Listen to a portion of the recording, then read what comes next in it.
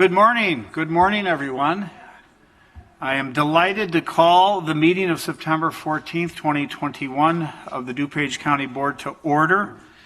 And given that this is our first meeting since 9/11, I thought it appropriate.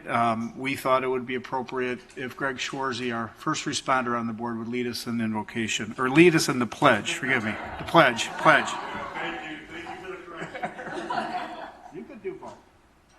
Allegiance to the flag of the United States of America and to the republic for which it stands, one nation, under God, indivisible, with liberty and justice for all.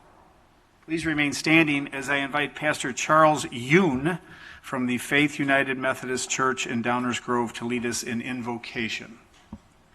Pastor? Let's pray.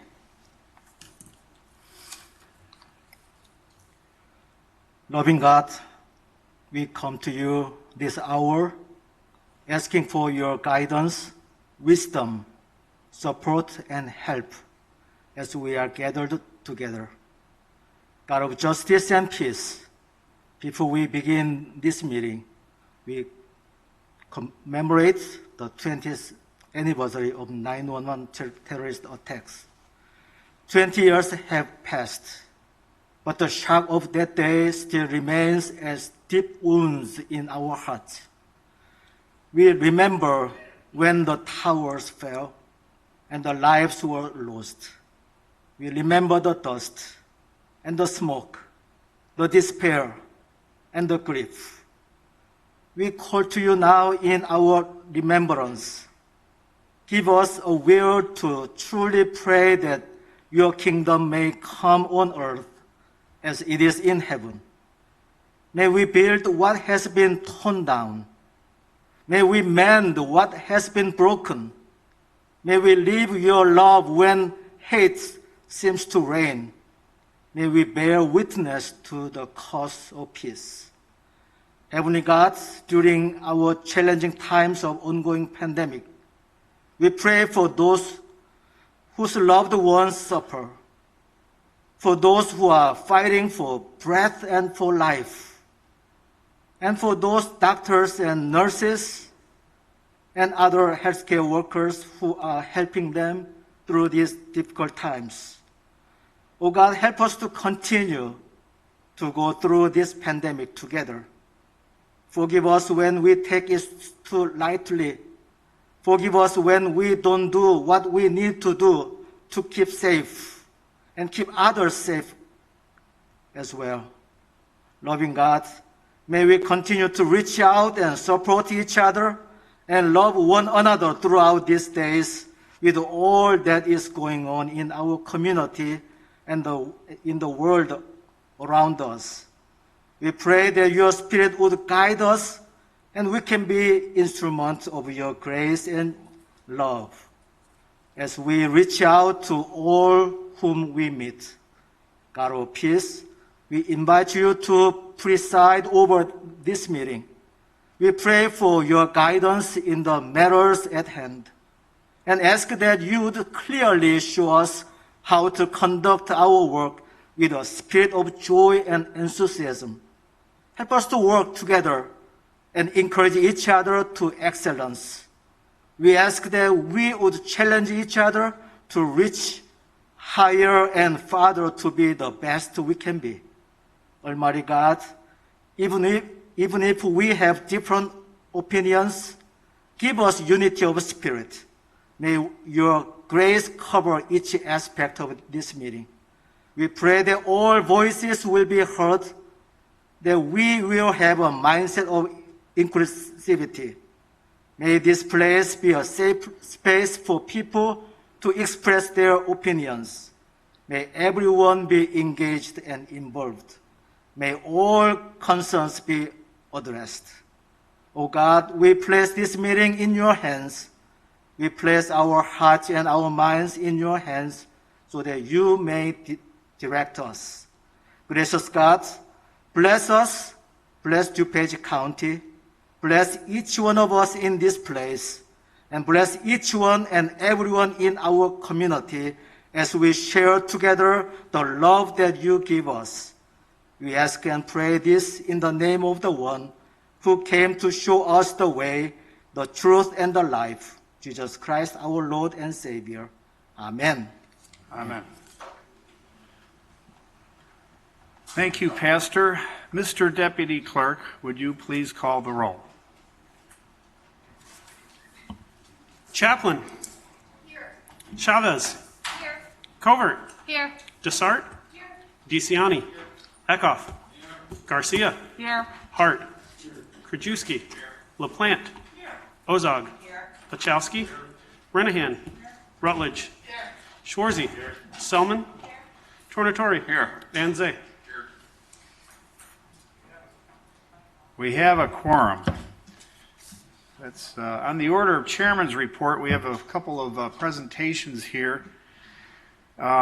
First and foremost, we have, I'd like to invite Liz Chaplin, Member Chaplin, Debbie Hare, Susan Sinderson, and Bill Natale to join me up here.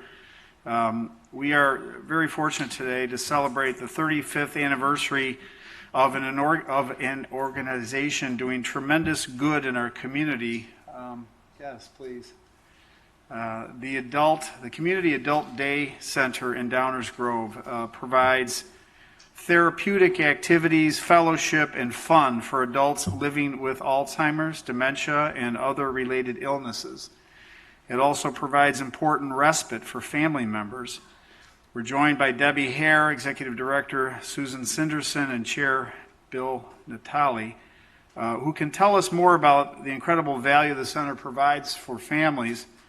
Allow me to read the proclamation. I'm going to ask Member Chaplin to say a few words, if I may. So, proclamation goes as follows. Whereas the nonprofit Community Adult Day Center has been serving older adults at its location at the Gloria Day Lutheran Church in Downers Grove since 1986 by offering a caring environment and contributing significantly to the high quality of life of county citizens. And whereas this organization is committed to serving older adults in Dupage County, creating fun, interactive opportunities, and therapeutic activities focused on the physical, emotional, mental, and spiritual well-being of those who attend the center. And whereas the Community Adult Day Center specializes in creating special moments for those persons and their families who are living with Alzheimer's and other dementia-related illnesses. And whereas the staff and volunteers of this nonprofit organization make a difference in the lives of others by providing respite for caregivers, allowing them the opportunity to return to the workplace. And whereas observance of the Community Adult Day Center's 35th anniversary on September 18, 2021, provides a unique opportunity for the citizens of Dupage to join together in expressing their appreciation for the many contributions made by the Community Adult Day Center to our county's continued well-being. Now, therefore, be it resolved that I, Daniel J. Cronin, Chairman of the Dupage County Board, members of the Board, do hereby proclaim September 18, 2021 as Community Adult Day Center Community Day throughout Dupage County and encourage all county residents to recognize the positive impact this nonprofit organization has had on the quality of life of the citizens of our county. I'll entertain a motion. And seconded. All those in favor say aye. Opposed, nay. The ayes have it. This is enacted the 14th day of September 2021. Thank you for the good work that you do. We're so pleased and blessed. Liz, would you like to say a few words? Thank you. So I'm very proud to sponsor today's resolution. The Community Adult Day Center provides an invaluable service to DuPage County families and seniors. One thing I learned from my many years on the Health and Human Service Committee is that seniors have a much better quality of life the longer they can stay in their homes. The Community Adult Day Center allows seniors to stay in their homes by providing assisted services, and I just really admire what you all are doing. It's really a great service that you provide, so thank you so much.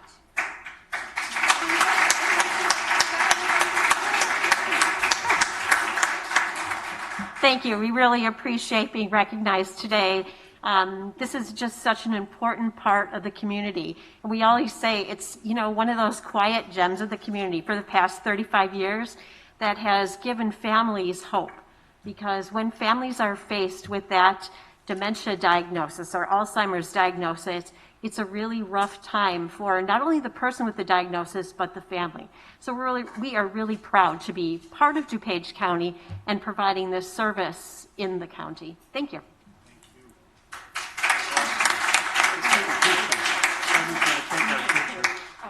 Oh, yeah. We're all smiling. They're going to have captions on it that says we're all smiling. Great. Gotta make your Thanks eyes so smile. much. Congratulations. Oh,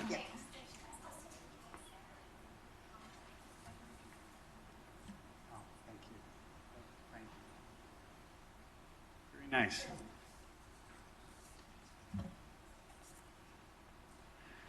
Okay, so I'd like to invite Jackie Gomez, my good friend from HACIA, Executive Director, to join me up here at the podium. And each year, Americans observe National Hispanic Heritage Month from September 15 to October 15 by celebrating the histories, cultures, and contributions of American citizens whose ancestors came from Spain, Mexico, the Caribbean, and Central and South America. The observation started in 1968 as Hispanic Heritage Week under President Lyndon Johnson, and here in DuPage County, we are proud to celebrate this month as well. Joining us today is Jackie Gomez, Executive Director of HACIA, the Hispanic American Construction Industry Association, which works to ensure the equitable participation of its members in the construction industry, while also promoting the growth, quality of work, professionalism, and integrity of these individuals and businesses. DuPage County and Choose DuPage have worked cooperatively with HACIA to enhance the participation and advancement of Hispanic business owners in our area. So please allow me to read today's proclamation, and then Jackie, I'm going to ask you to say a few words, please. So the proclamation goes as follows. Whereas, during National Hispanic Heritage Month, we appreciate the history, heritage, and contributions of American citizens and their ancestors who came from Mexico, Spain, the Caribbean, and South and Central America. And whereas we are especially grateful for the 1.2 million Latino and Hispanic American men and women who have answered the call to serve in our armed forces, demonstrating remarkable loyalty, bravery, and dedication to duty. And whereas, for generations, Hispanic Americans have played a pivotal role in our country's strength and prosperity, and their spirit, energy, and leadership are woven into the culture of America and have enriched our lives indeed.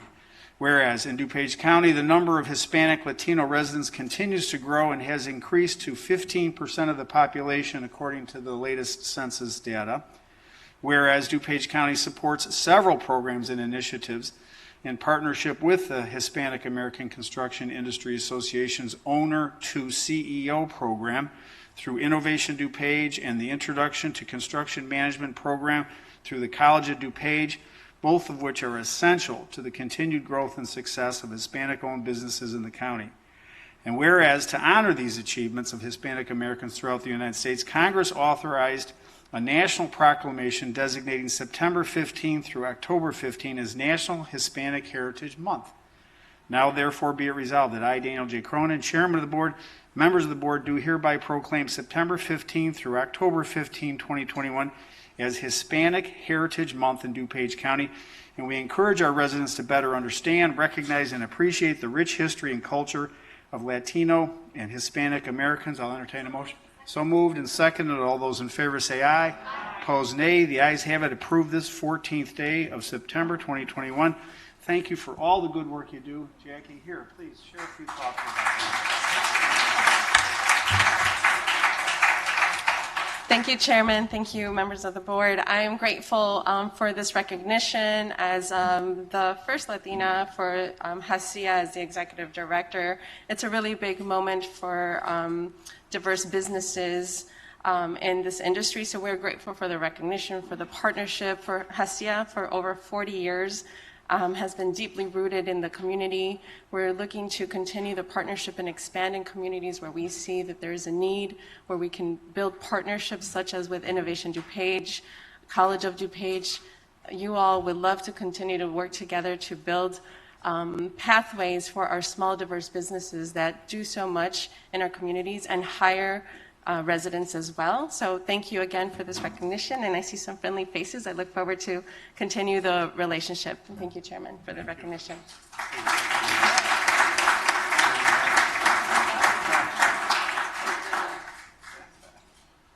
Thank you. Thank you.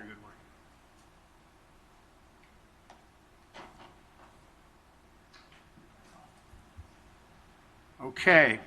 On the order of chairman's remarks, I have a few thoughts I'd like to share with you. It really is important to me to celebrate productive collaborations like those we enjoy with Hacia, just right there, College of Dupage, many of our nonprofit agencies, and countless local government units and organizations. Forming those relationships and then partnering on projects which actually make a difference in our residents' lives, that's the work that inspired me to run for chairman for the first time back in 2010. So following my 20 years in Springfield, I just knew if I could bring people together to solve problems and thoughtfully examine issues, we could get things done. And we have. During my time as chairman, we've dissolved 7 units of government. We've eliminated a 1/4-cent sales tax, putting $36 million back into residents' pockets every year.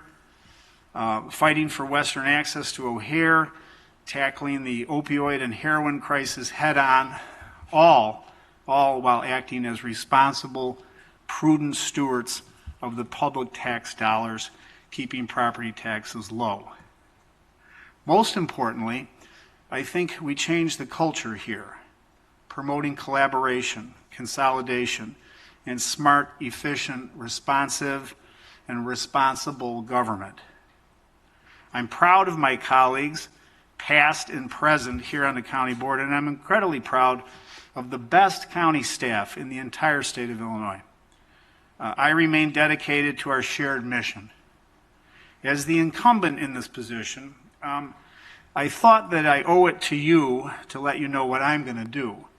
So therefore, I have decided that I will not be a candidate for DuPage County Board Chairman in 2022. However, until December of 22, that last day of my term, you can expect that I will continue to energetically, enthusiastically, and persuasively support the mission of DuPage County. In my role as chairman, I will continue to advocate on behalf of residents and taxpayers here in the region, across the state, and at the federal level. This is rewarding, fulfilling work, and I'm just as dedicated today as I was when I first took the oath of office. So make no mistake, I intend to remain a full-time chairman. Of course, I could not do any of this without the best partner and supporter I could ever have, my strong and smart wife, Julie. And if you would, allow me to let my 4 children, Elizabeth, Sarah, Grace, and Danny, know that while I have had many successes, politically and professionally, being their dad is the best, most important, most meaningful work of my life. Full-time chairman, full-time husband and dad, not a bad gig. Thank you, board members, for your kind attention today. So we move on. Thank you. Thank you. Thank you. Thank you.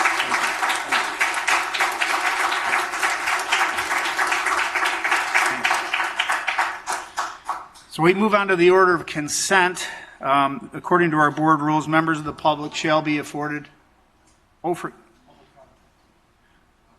public comment. Forgive me. I'm sorry. I said consent. Sorry.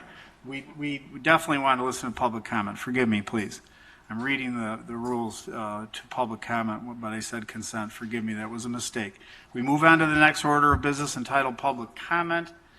According to our county board rules, members of the public shall be afforded time to address the board. Individual remarks shall not exceed 3 minutes in length, nor shall the total time provided for all remarks exceed 30 minutes. Our first speaker is, drum roll please, Ann Wick from from Downers Grove offering testimony on the purchase of voting equipment.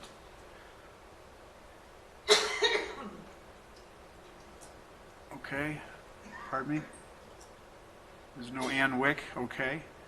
We'll move to the next person who's filed a slip here. That would be Roberta Borino from Roselle, Bloomingdale, regarding election equipment. Thank you. I would like to express my profound disappointment in the results of the vote on the election equipment at today's finance meeting. Listening to this discussion was so disheartening. A process was faithfully followed and copious information presented. I have to wonder where all the questions were 3 or 2 months ago. Now we're all left hanging. The equipment the county owns is no longer supported by the manufacturer. You folks are constitutionally mandated to put on an election with early voting starting in May 2022. That's 8 months away. Why are we dragging out this process? Thank you. Next, public comment from Carol Davis.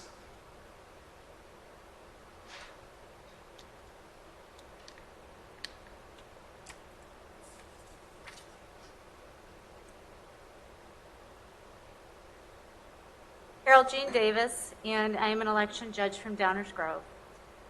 I attend or watch every county board meeting regardless of what's going on. In these past couple board meetings, I've been extremely disappointed.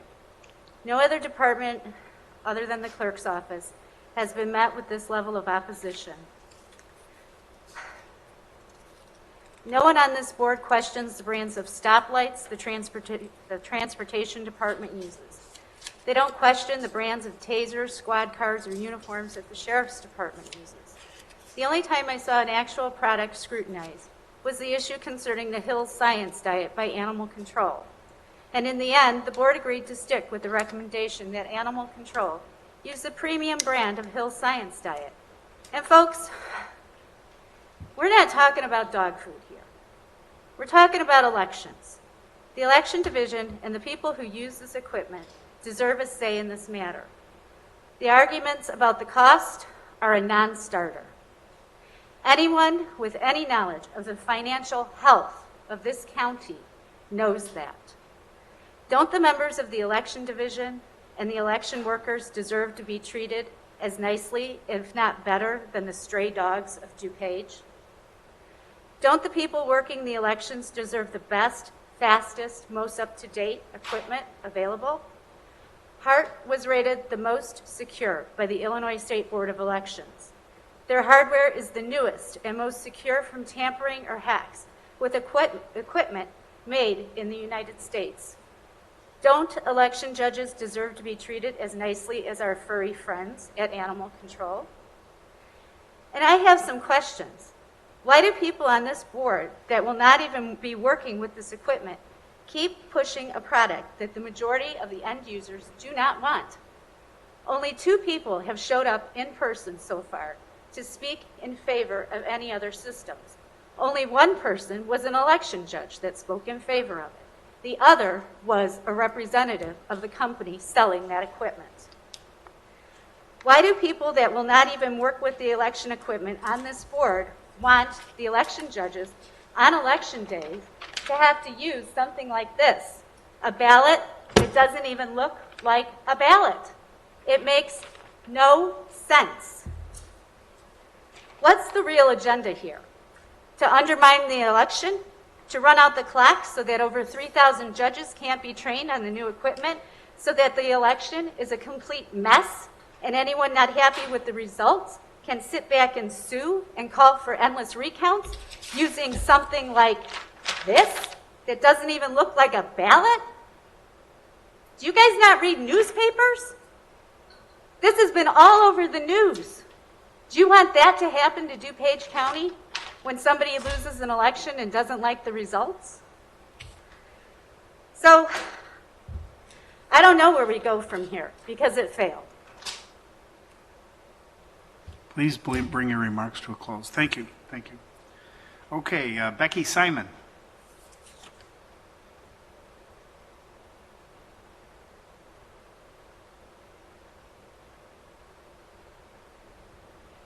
I'm Becky Simon, League of Women Voters of Naperville. League of Women Voters is still here. We're still in the room.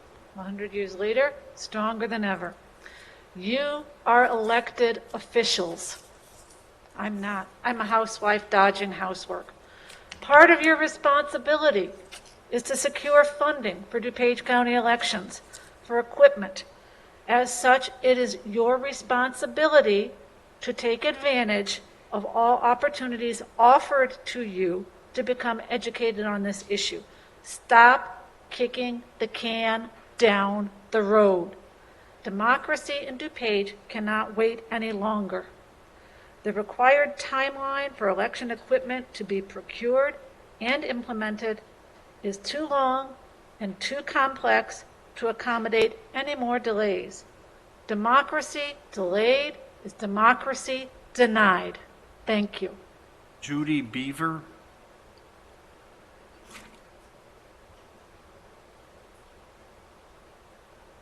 Chairman Cronin and County Board members.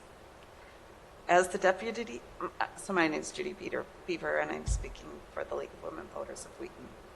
As the deputy clerk stated in the Finance Committee meeting, the procurement process was fair. It was thoughtful and deliberative, also comprehensive and thorough. In addition, customer service is important. Timely responses are critical. If you need answers, you need them now. The League wants elections to be easy and accurate for DuPage County voters. Ballot uniformity on a paper ballot will give DuPage voters an easy-to-use system. This system also has the most recent stringent certification, which will give DuPage voters an accurate election.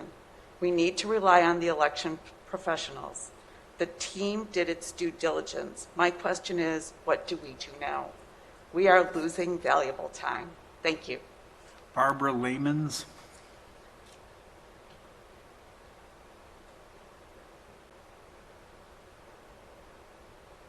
Thank you, Chairman Cronin.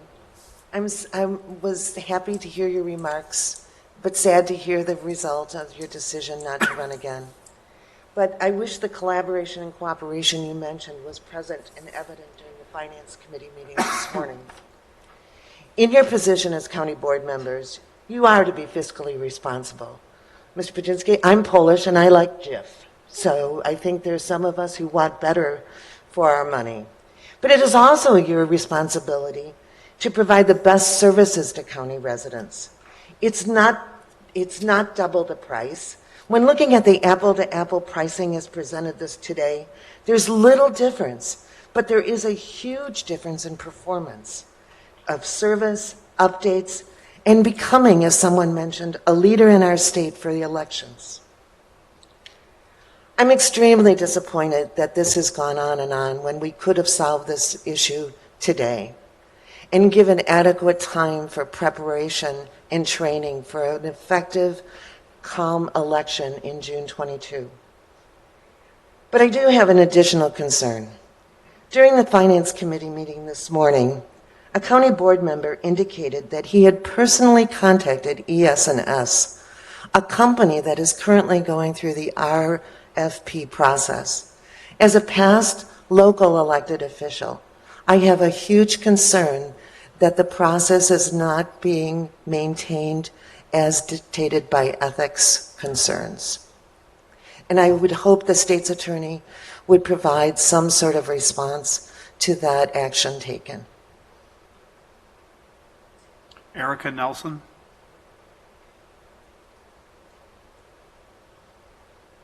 Good morning. Thank you, Chairman Cronin. Erica Nelson, a 24-year resident of Wheaton and an election judge since 2015. I have rewritten my notes based on observing the Finance Committee meeting in the overflow room. Thank you very much to the county for providing that for us. With the vote in Finance Committee to deny the county clerk's office and professional staff recommendation for funding for the HART system, the Finance Committee of the board and members have caused a new RFP process now that must begin.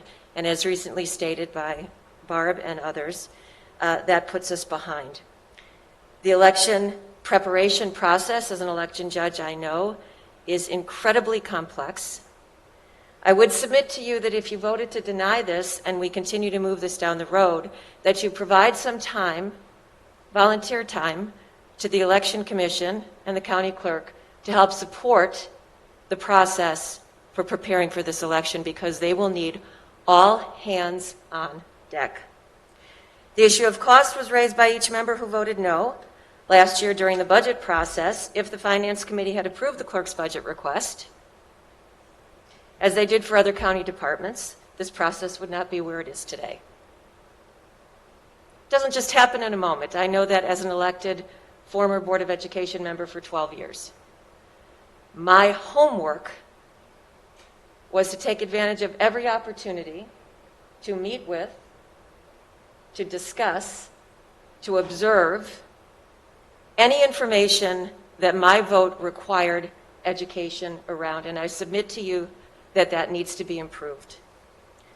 Regarding cost, a $10.7 million investment for the best election equipment product for a county as large and as complex as Dupage is 0.022% of the county's FY 2021 approved total budget of $483.3 million per your November 24th press release.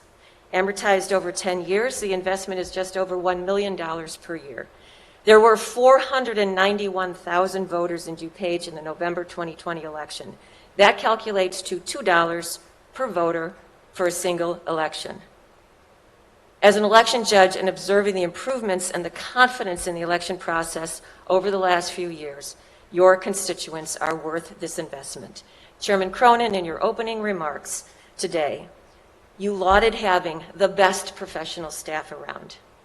I agree.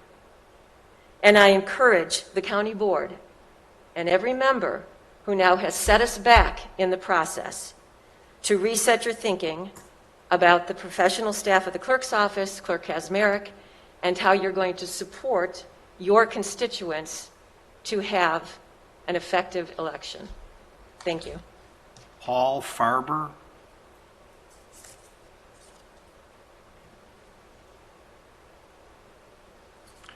Karen Daly.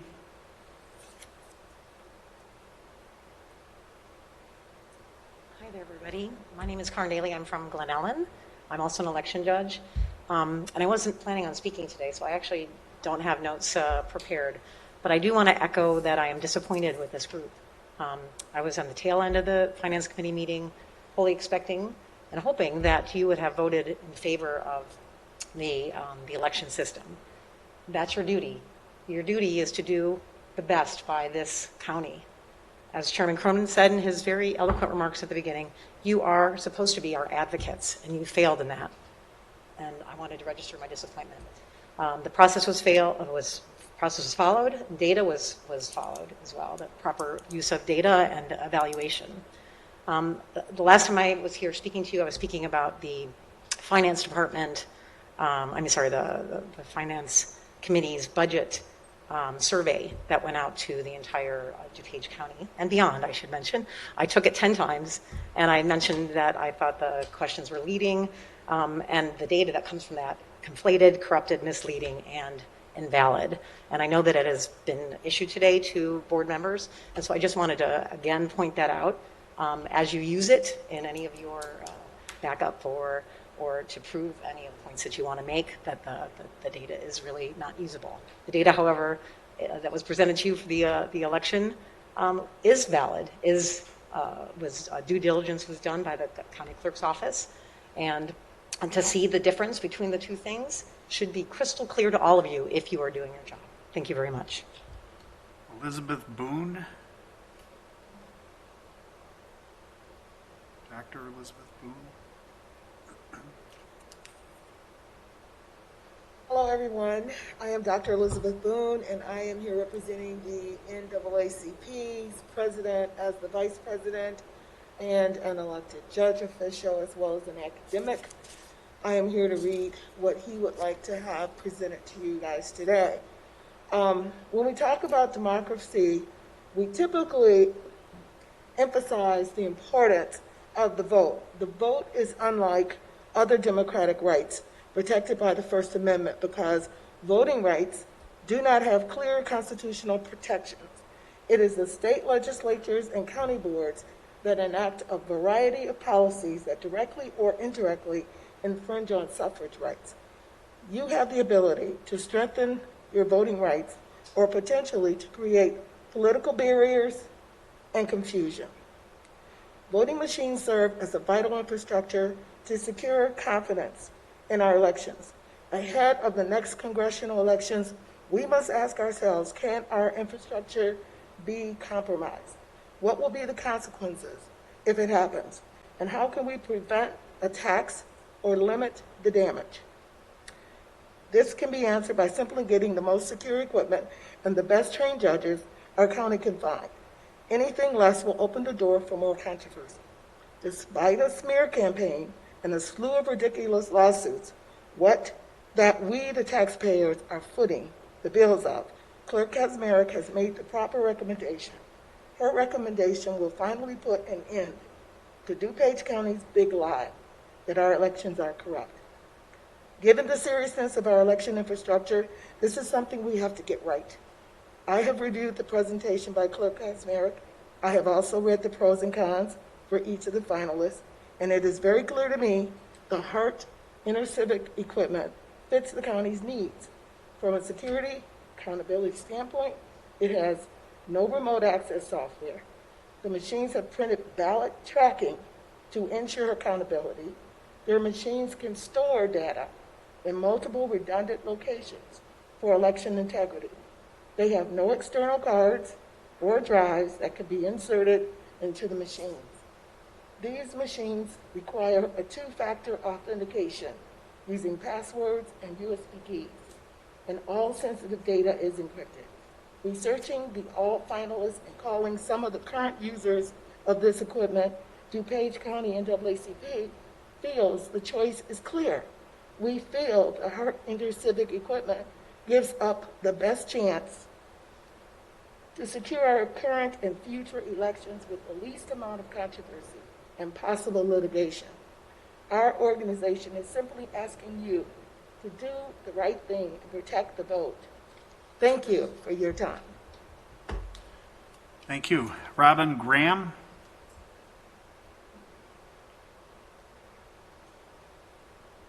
Hi, I'm Robin Graham from Woodridge. I grew up in Glen Ellen. I've known DuPage County a long time.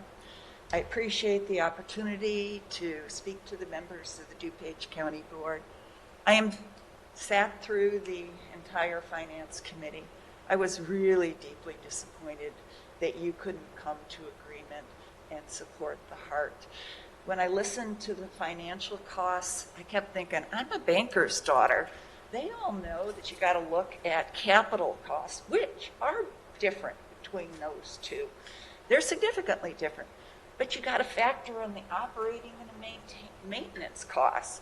And when just simply putting in the paper, you narrowed it considerably. And then when you put in the ease of everybody working, I had a hard time seeing that there was really a cost factor between the two. But mostly what I'm scared of is I'm scared of the next election. I was a election judge for the 2020 election. It was my first election. I want you to know that of the 11 people who were there serving as election judges, 10 of us were new.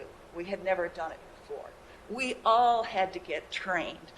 Setting up those, I was going to use a four-letter word, machines, requires 6 steps the day before, 23 steps the morning of it, and then it requires another 21 steps to take them down.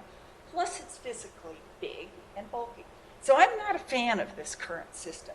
We did a good job because the election judges, Republican, Democrat, high school, retiree, worked really hard and we worked as a team. And I was proud of that. And it was so exciting to see the young high school man running over and signing off because he was the Republican.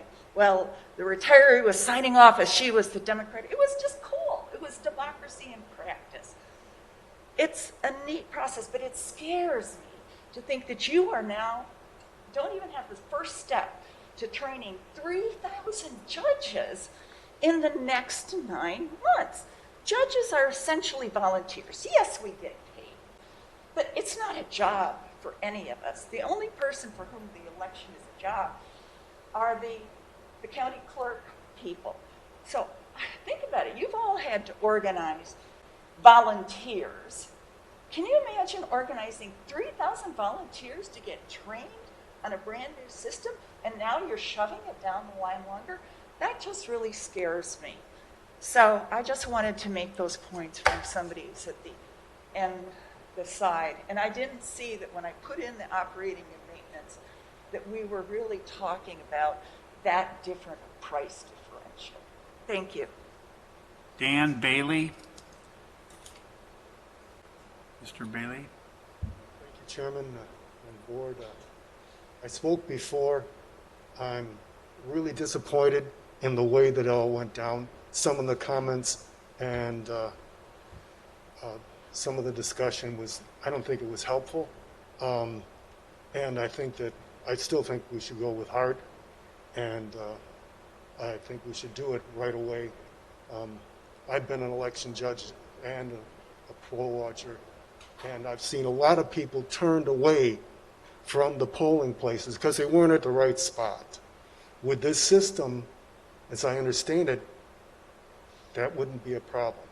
So I want to see as many people, I want to see accurate elections and everybody allowed to vote who's entitled to vote.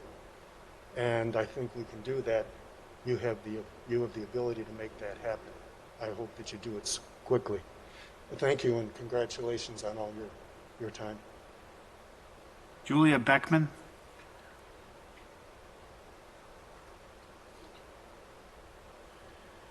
Michelle Findrick.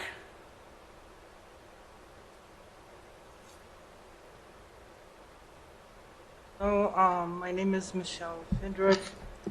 I am not really asking you for anything except your support. I just want to let you know what's going on across the street.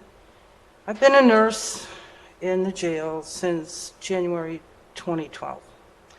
Right now we're trying to negotiate a union contract because we believe we've been treated unfairly, such as we haven't had a pay increase for the last 5 years or more. I make less than $39 an hour, which is way less than most contractors, plumbers, electricians, road workers make. Our medical service and the psych department, nurses, are responsible for the intake and the subsequent care of the inmates. That includes intoxicated, drug users, seriously mentally ill, medically challenged persons, some wheelchair bound. It includes intoxicated, drug user, Also, we care for pregnant inmates. Sometimes they're withdrawing from alcohol and drugs and have not had any prenatal care. It's challenging.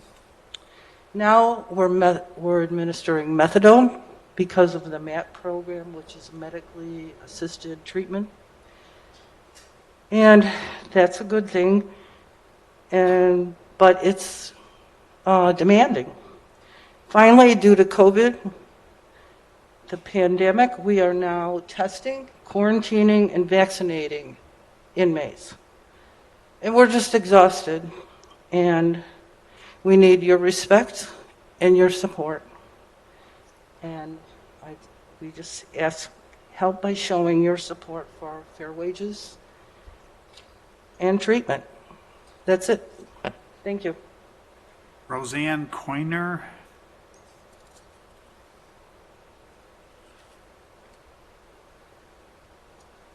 Hi, I'm Roseanne Coiner from Hinsdale. I actually came here today to speak to the Finance Committee about a different topic, but I was reminded at that meeting about the results of the budget survey, which then brought to mind some concerns that I had. I was one of the residents who filled out that survey, and While it was chock full of many good, well-meaning, and virtuous proposals, and with all due respect, I was just taken aback by the way that survey was designed, and I have concerns about how the results of it might be used. In 15 years on Wall Street and many years serving on nonprofit boards, I will say that I've rarely seen a budget survey that didn't have numbers. So I think, additionally, if you're going to evaluate things and use that information to make decisions about things that sound great, like a 211 call center, for example, as a voter, I would just like to have more information. What does that cost? What's a 211 call center? Is that a 10 million thing? Is that a 100 million thing? What are the numbers associated with that? And give the voters a chance to say on a budget survey, which are the priorities. Additionally, I was surprised at the final question on the survey, which basically asked, how would you like to pay for all these virtuous programs? Yet they failed to give the voter the option to actually just say no. So I'd like to just ask you, before you weigh too heavily on that survey, if you can go back and maybe redesign another survey and ask voters, give them some numbers, give them some context, and allow them to give you their true opinions. Thank you very much for your time. Appreciate it. Thank you. Mary Hobein.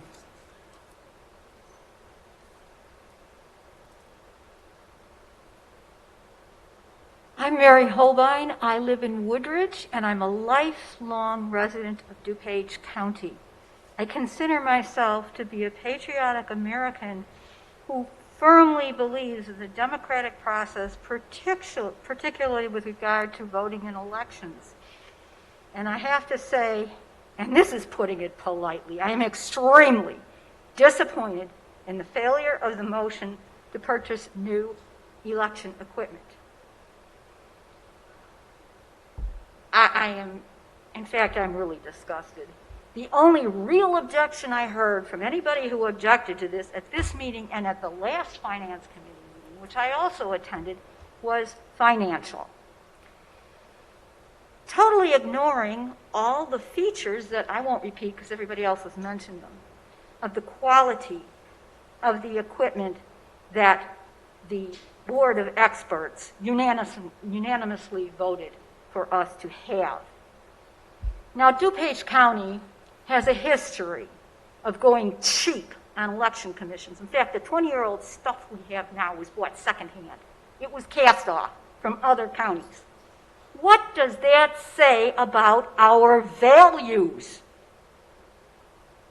Values, people, values. It's not just money, and this is not a poor county.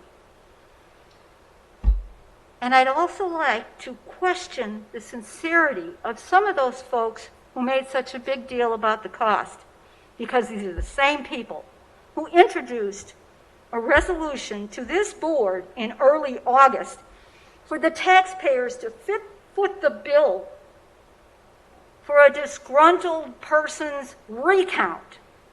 How concerned were you about taxpayers' money then? I am so disappointed. It takes time to get ready for an election. You can't wait. The longer we kick the can down the road, the harder it is going to be to get people trained properly to do this election.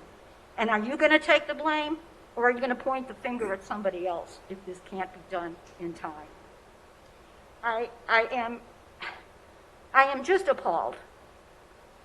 There was plenty of time to get all the answers you needed. The clerk's door was open. You were invited to attend all the things that they did. I, in fact, attended some things in these last 3 weeks, and I'm not paid to do that. So I must say I am really disappointed in some members of this board. Thanks for listening to me rant. Tony DeFranco from DuPage County Democrats.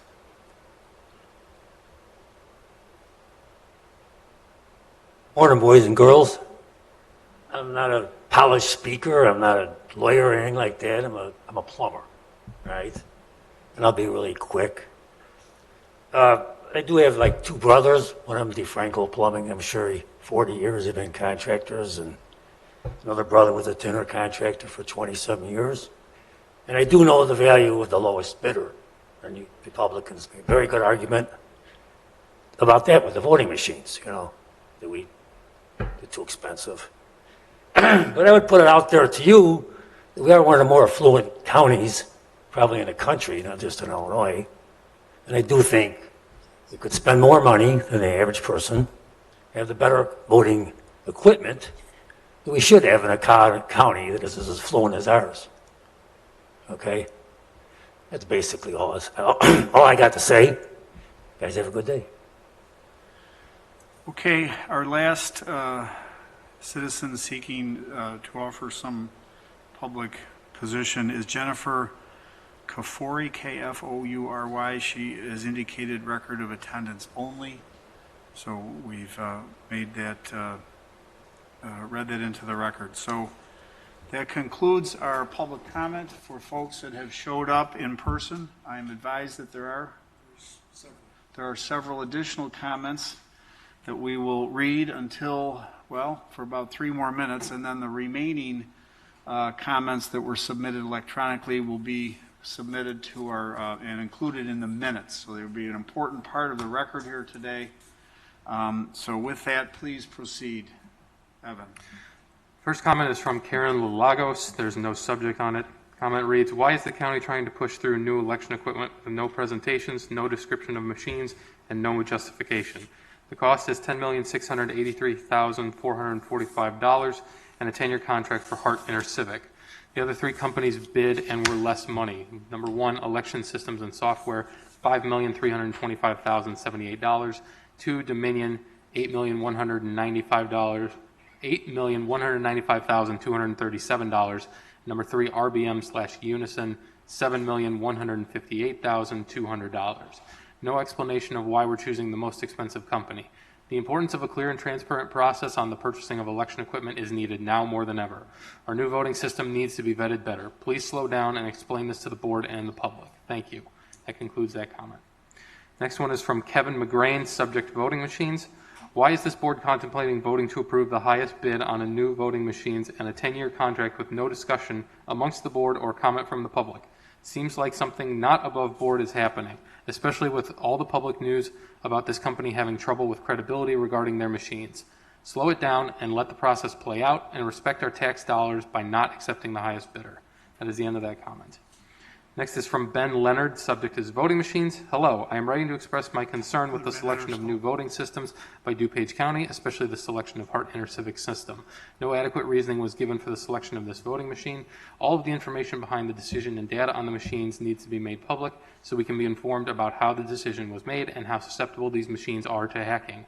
A large portion of the county currently believes that our voting system is corrupt and includes fraud programmed into the voting machines. A backroom deal or nepotism of some sort will only encourage this belief. Now is not the time for crony deals or corruption of any kind when the legitimacy of our government is fading away faster than the Kabul airport. Best regards, Ben. That concludes that comment. Next comment is from Sue McRoy, subject new election equipment. I hope that the county board reconsiders any commitment on new voting machines without serious research and investigation on new voting machines' reliability and trustworthiness and the manufacturers in itself. Spending money on such appears to be frivolous and irresponsible and not conducive to its constituents. That is the end of that comment. Okay. I think that concludes our 30 minutes for public comment. The rest of those comments that are submitted electronically, they will indeed be included in the public record here. So that concludes this order of business entitled Public Comment. We move on to the next order of business entitled Consent. Consent. Is there a motion? It's a motion and a second. Mr. Clerk, Mr. Deputy Clerk, please call the roll. Chaplin. Aye. Chavez. Aye. Covert. Desart. DeCiani. Eckhoff. Garcia. Aye. Hart. Krajewski. LaPlante. Ozog. Pachowski. Renahan. Rutledge. Aye. Schwarzy. Selman. Tornatori. Aye. Anze. Thank you, Mr. Clerk. On to the order of County Board, Member Ashley Selman. Thank you, Mr. Chairman. I move on CBR 427-21, a resolution appointment of Douglas Chang, DDS, to the Board of Health. Been a motion and a second. Is there any discussion? Hearing none, seeing none. Mr. Clerk, please call the roll. Selman. Aye. Tornatori. Zay. Chaplin. Aye. Chavez. Covert. Aye. Desart. DeCiani. Eckhoff. Garcia. Aye. Hart. Krajewski. LaPlante. Aye. Ozog. Pachowski. Renahan. Rutledge. Aye. And Schwarzy. Thank you. Thank you, Member Selman. Thank you, Mr. Clerk. On to the order of Finance, Member Chaplin. Thank you, Mr. Chairman. With regards to items A and B, I believe we're going to have those pulled.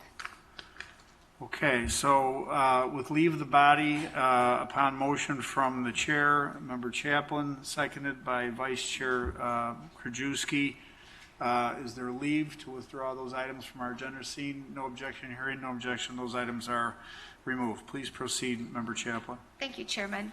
So I would like to combine items C through G, which are all acceptance and appropriations.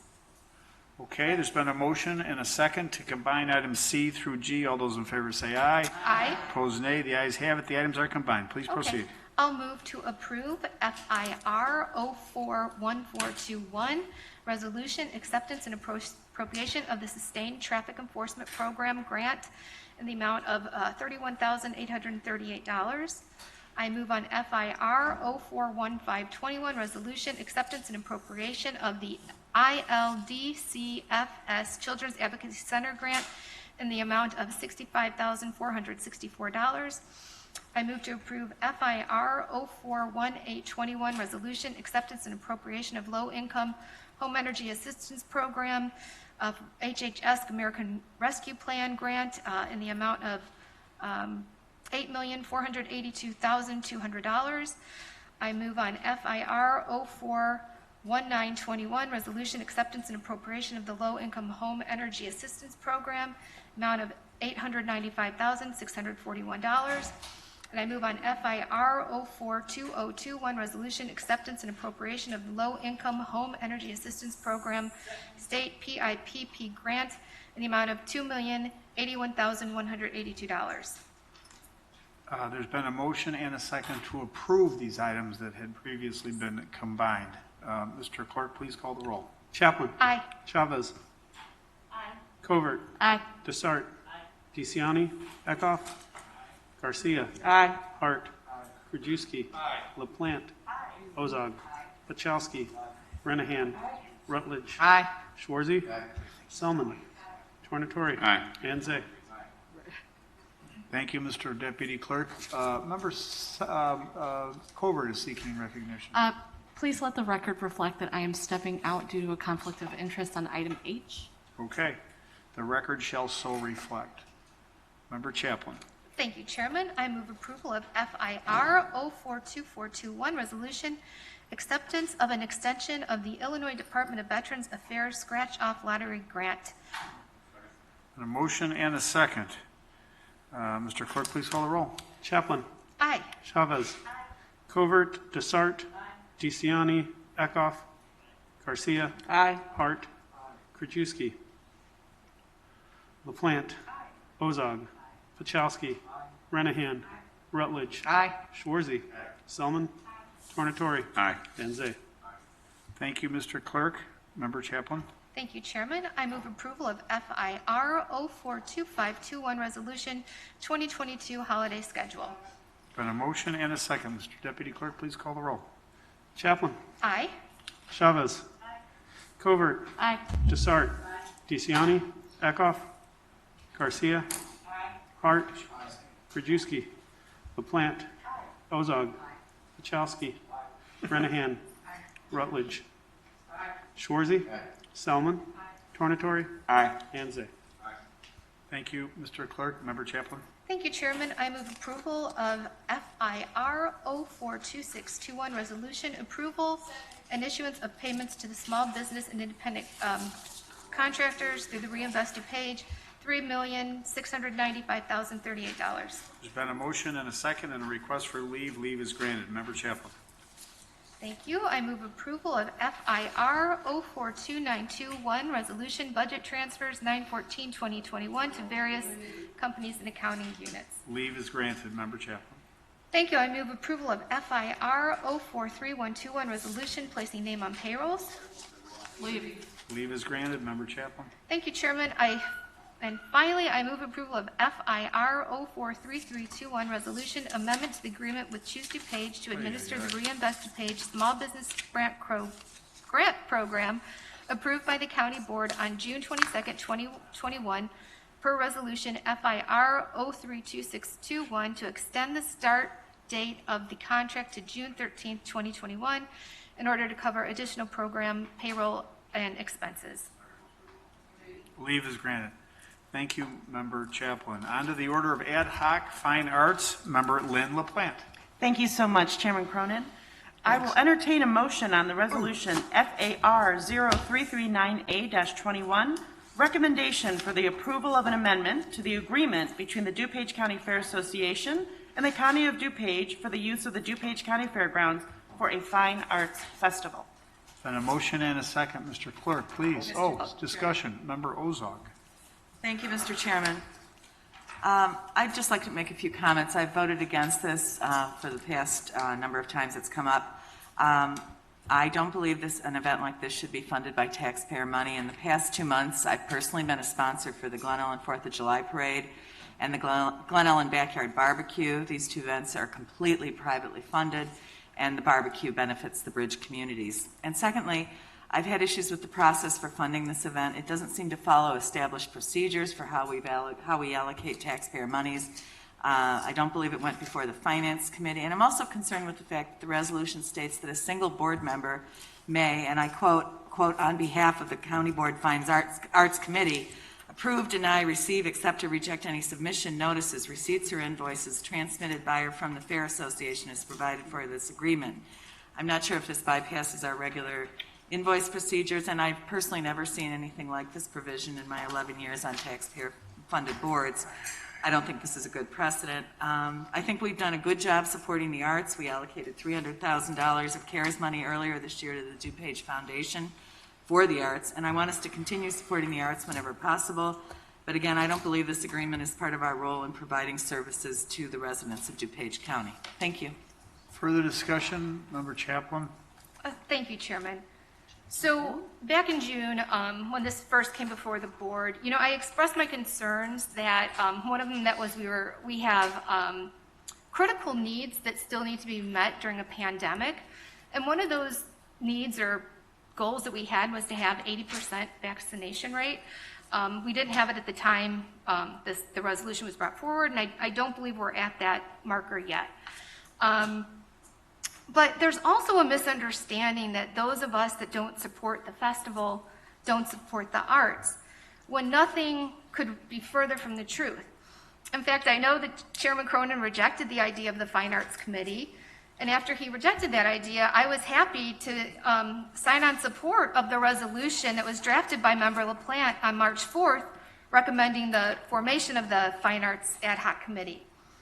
As a past president of Midwest Ballet Theater, I certainly understand the importance of arts and the role that arts play in our community, not only economically, but that the arts are inclusive by bringing the community together through dance and music and theater and artwork.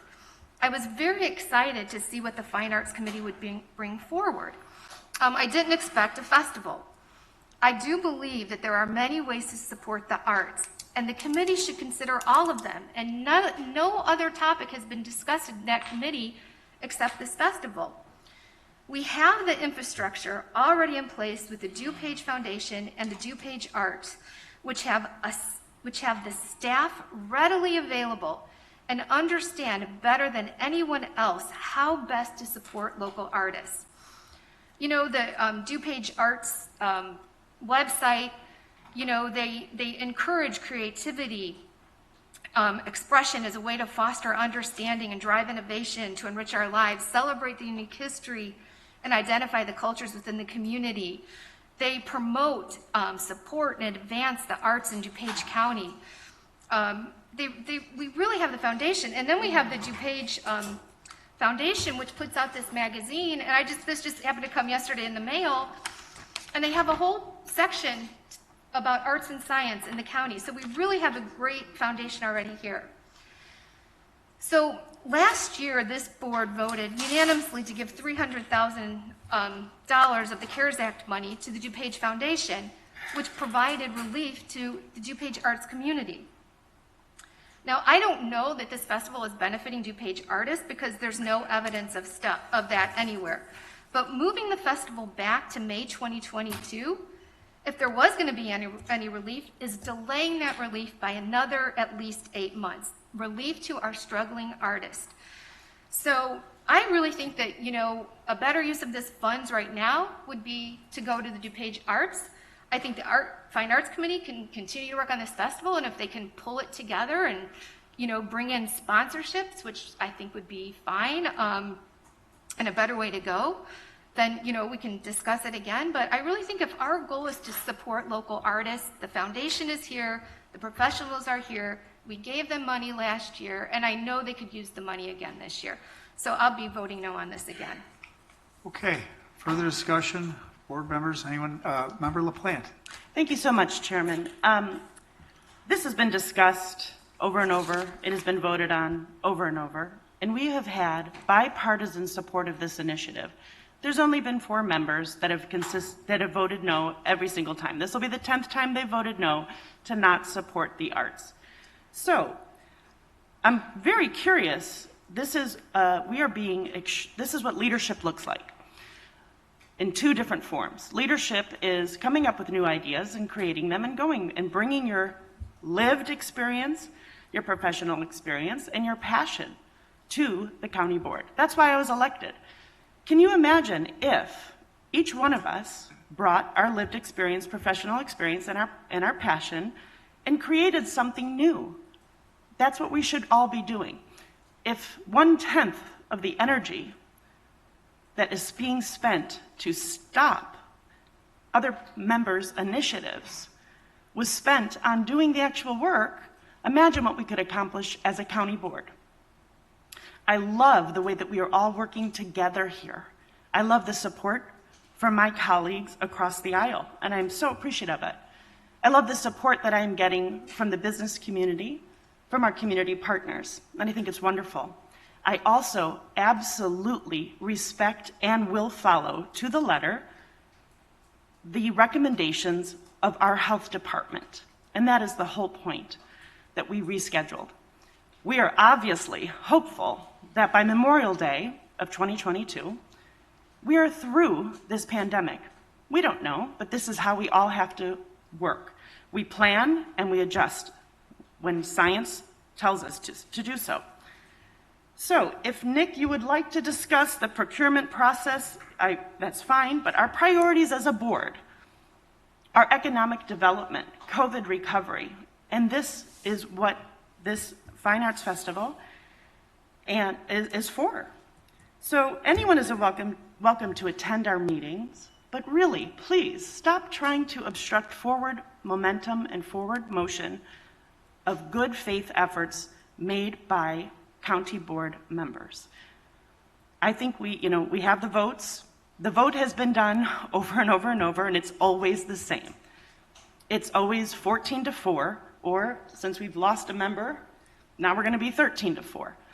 We can keep calling these votes and it'll be the same thing, but I just don't know why we have to keep arguing against forward progress and new initiatives being brought forth in good faith. Thank you. Thank you. Member Rutledge is seeking recognition. Member Covert, Member Renahan, Member Desart, and then we'll go back to Member Ozog for a second time. Thank you, Chairman. I just want to point out that it seems that those that are voting against this initiative seem to think we're taking the $100,000 in seed money that we acquired to be able to plan this event as a direct cost. They're suggesting that we just give this to the arts community. But what they're not acknowledging is that that $100,000 is going to allow us to put forth a fundraising event. We've already secured sponsorships for this to go against the money that the county board has graciously given us to be able to plan this event. So it's not a cost. It is seed money to put on an event that from all estimates is going to be a revenue producer. So please keep that in mind. Thank you. Thank you. Member Covert. Thank you, Mr. Chairman. I want to briefly make 3 points. As a chairwoman of strategic planning, I always advocated to A, control costs at the county board, and B, bring in more revenue. And we're not home rule here at county board. So what Member LaPlante's initiative is doing, the Fine Arts Festival, is potentially bringing in a lot of revenue for the county where we would not get that otherwise because of our home rule status, no home rule status. Another thing is, we'll have private tickets, bring in revenue. We also have private businesses and partnerships that are sponsoring this event. So this is not wholly taxpayer funded. We have many, many partners, and I applaud Member LaPlante in working so hard in bringing communities and partners and business leaders to the table to sponsor such a wonderful event for our county. And third, the COVID concerns, which I still don't understand, because I have an email that I was actually showing my colleague here right next to me, my seatmate, that there is, I'm not going to name the organization because I don't want to throw any organization under the bus, but there is an event that's happening in October, and the email specifically said, come to our events, it's an outdoor event, and we're going to have 5,000 people over there. And I just wonder, why is that event allowed to go forward, and there are absolutely no COVID concerns at that event, but then there are a ton of COVID concerns with Member LaPlante's event. And that upset me a little bit, because it shows the hypocrisy in, there's lots of other events going on outdoors. So I don't buy the whole, yes, COVID is definitely a concern, but we need to be consistent. If Member LaPlante can't have her Fine Arts Festival because of COVID concerns, then maybe all of the county programs should be shut down as well due to those COVID concerns. We have to be consistent. I think I've proven myself in the last 3 years to be consistent in my logic and my reasoning, and therefore that's why I support Member LaPlante's initiative, and I would like to reconsider her event and open it back up. Thank you. Okay, thank you for your comments. I think Member Renahan, followed by Member Desart, I believe, followed by Member Ozog. All right. Thank you, Mr. Chairman. I just want to be on the record saying my objection to this has not been the subject matter or the reason of doing it for the arts. It's been wholly based on procedure. The accounting practice to me has seemed irresponsible to take money out of reserves at a time we've been going through a pandemic. And now that time is no longer of the essence, if we're going to move this then to May, I would suggest refunding the money back to our reserves, and then make it a regular budget item, and then we can have a more open discussion, and I think there would be greater success. So that's all. Thank you. Member Desart. Yeah, I feel like I need to clarify as well, since it keeps coming up that 4 members have consistently voted no. I'm one of those, and I stand by my comments from months ago that to my core, I cannot support funding a festival with taxpayer dollars. And I can't support this either, even though I serve on the Ad Hoc Fine Arts Committee. The Fine Arts Festival never had a clear plan or mission. Proceeds were going to support the Care Center initially, then to the arts community in DuPage County. But there was no actual vehicle to financially support the arts community. In fact, local artisans who would sell their art during the festival were being charged a participation fee at a time when they could least afford it. The fest was canceled 24 days prior to the event with zero marketing, few sponsors, no advertising done. This is only 3 weeks before the event, and the talent lineup, look at all these blank spaces. There was no talent lined up, hardly any talent lined up for this event. You can't do this in 3 weeks with no marketing and no advertising. And finally, in the July 13th contract with the Fair Association, it states any funds remaining, which I voted against this contract, one of the votes against it. It states any funds remaining after completion of the festival shall be returned to the contributing sponsor, including any remainder of the initial $100,000 deposit from the county. That's what's in the contract. So there would be no money left to financially support the arts community in any way. It's right here in black and white. I supported the formation of the ad hoc arts committee from the get-go. I only wish that we would have used our time and efforts toward initiatives that would truly and immediately support the arts community in DuPage County. Instead, this festival has been an unnecessary and unproductive distraction for the real business of the county. And if this comes up for a vote again in 2022, I'd like to see a business plan, which is what I asked for back when this first started. And frankly, I'd like to make a motion to amend this resolution to have the $100,000 go back into the county contingency fund immediately. Thank you. Second. Okay, Mr. Counselor. We have Member Ozog seeking recognition for a second time. So as you contemplate the motion in a second, would it be okay if I recognize Member Ozog? Please proceed, Member Ozog.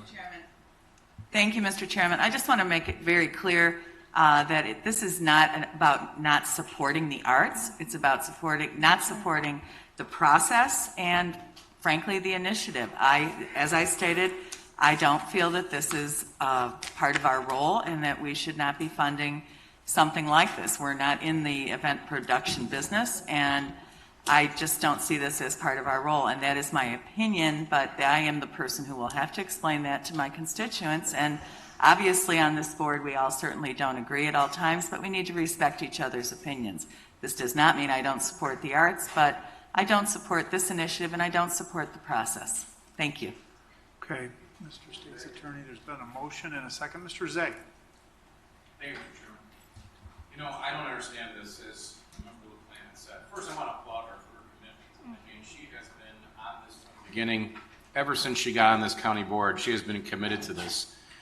And, you know, from being around here a long time, it's great to see new ideas and people thinking outside the box.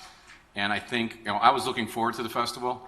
You know, there's more than ever, our community needs something. This up and down roller coaster we are on with the COVID and mask, no mask, this and that, Could you put your mask on, please? that we are doing is unbelievable. But again, this is, I think, a good idea for our county. We're moving forward with this. We've had this discussion for the last 3 months. Again, I think this is her commitment and her passion to this. I'm confident that this will be a successful event at this point. Thank you. You know, I really like the participation of the Dupage Fair. I mean, breathing new life and energy and new repurposing. I mean, I think it's a fabulous collaborative effort, and I commend your efforts, Member LaPlante. Member Ozog for a third time. Thank you, Mr. Chairman. I asked earlier in the meeting, the other meeting, that we keep our masks on when we're talking. It's not a lot to ask. You know, we're in a highest transmission. Okay, yeah, okay, fine. You've made I'm your point. sorry, it's not a lot to ask, and we've made had your our point. we've You've had made our your point. plexiglass removed. Could you just keep your mask You've on? made your point. You've made your point repeatedly. Keep your We mask on. understand where you're coming from regarding masks. We get it. Member Covert. Just wanted to point out that I feel like anybody who's uncomfortable, we do have seats right here with the plexiglass that are still available. So they're very well protected. Yeah, those in are this nice area spaces right over here, there. so. You can see right through. It's transparent, you know. Yeah, okay. Member LaPlante. Can we call for a vote, please? There's been a motion and a second to amend this, so I'm waiting for my state's So attorney. to just offer as I the understand it, Member Dessart, you want to return the 100,000, even if some of it's already been put down as a deposit on things? You got contractual issues. I only ask because Thank you for asking. This is why I suggested to Member LaPlante months ago that we get a COVID insurance policy, as we did for the Neighbor Pride Fest, that if it had to be canceled due to COVID reasons, we would get the money back. But if that hasn't happened, I guess we have to subtract then the money that's already been spent.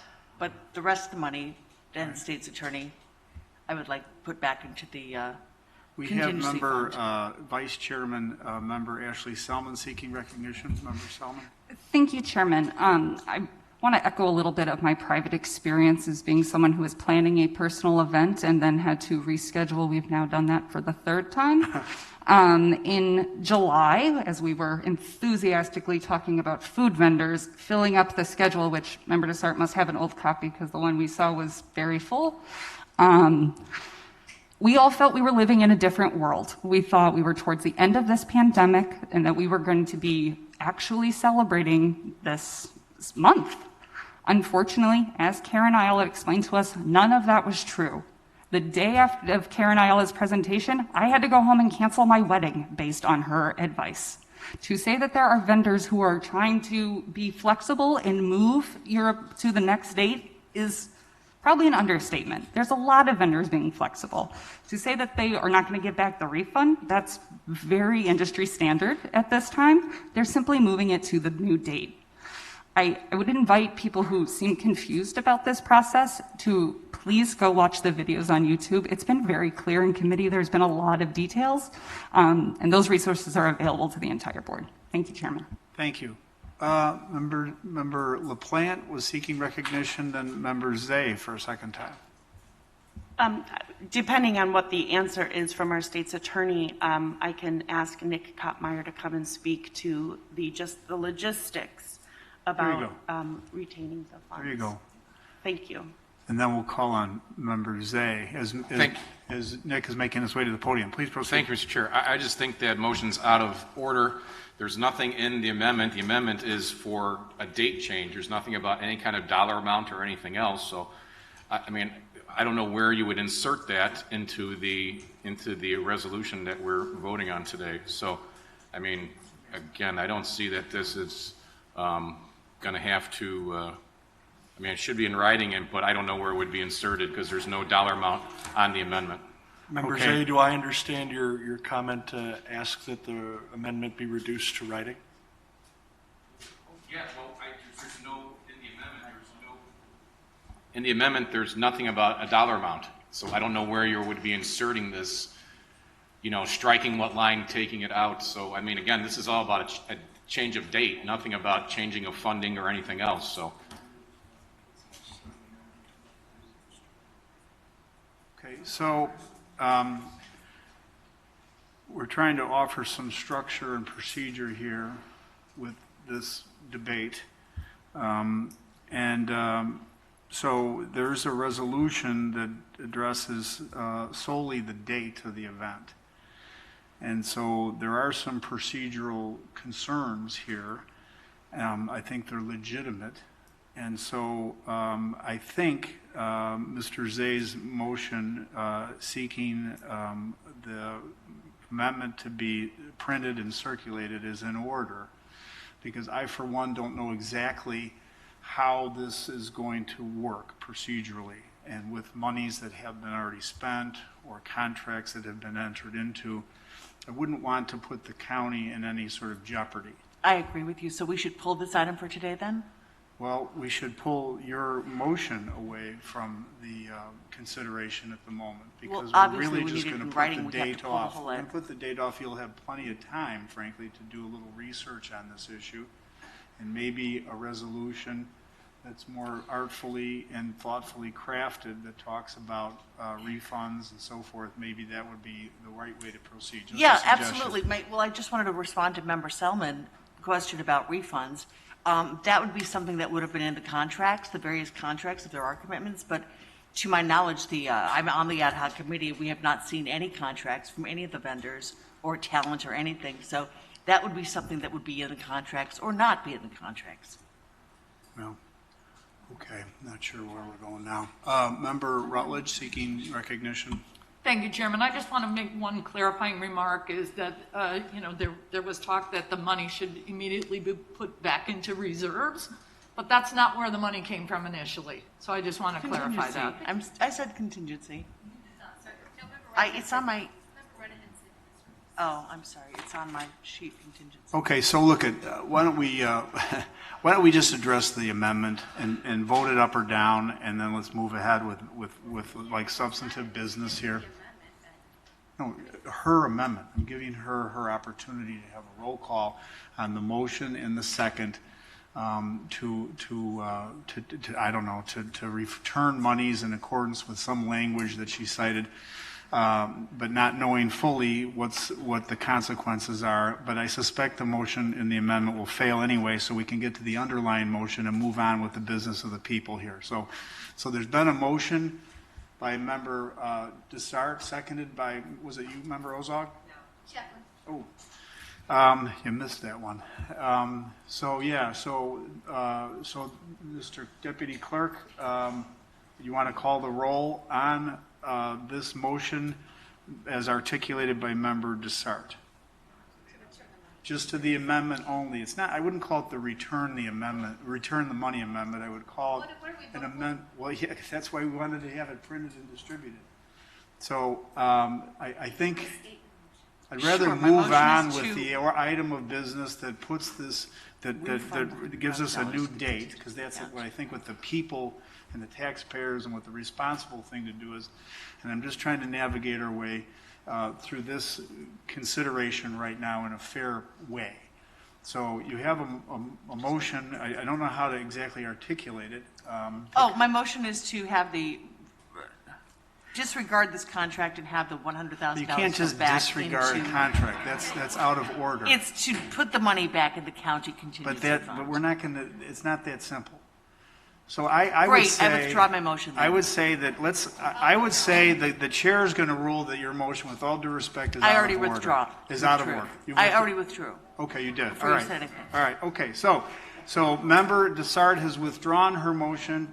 So right now, all we have on the table is the underlying resolution that seeks to reschedule the date of this Fine Arts Festival. There's been a motion and a second, I believe, on the underlying resolution. Mr. Clerk, would you please call the roll? LaPlante. And this is for, I would like to be very clear. Yeah, no, I appreciate. This is the underlying resolution, simply FAR 0434-21. That's all we're doing today. That's all we're doing today. Yes. Ozog. Pachowski. Renahan. Rutledge. Schwarzy. Selman. Tornatori. Zay. Chaplin. Chavez. Covert. Aye. No. Dessart. DeCiani. Eckhoff. Garcia. Aye. Hart. And Krajewski. Okay, is that 13 ayes? 12. Pete's missing and... Member Krajewski as well. Yes, so 12 voting aye, 4 voting nay, the resolution is adopted.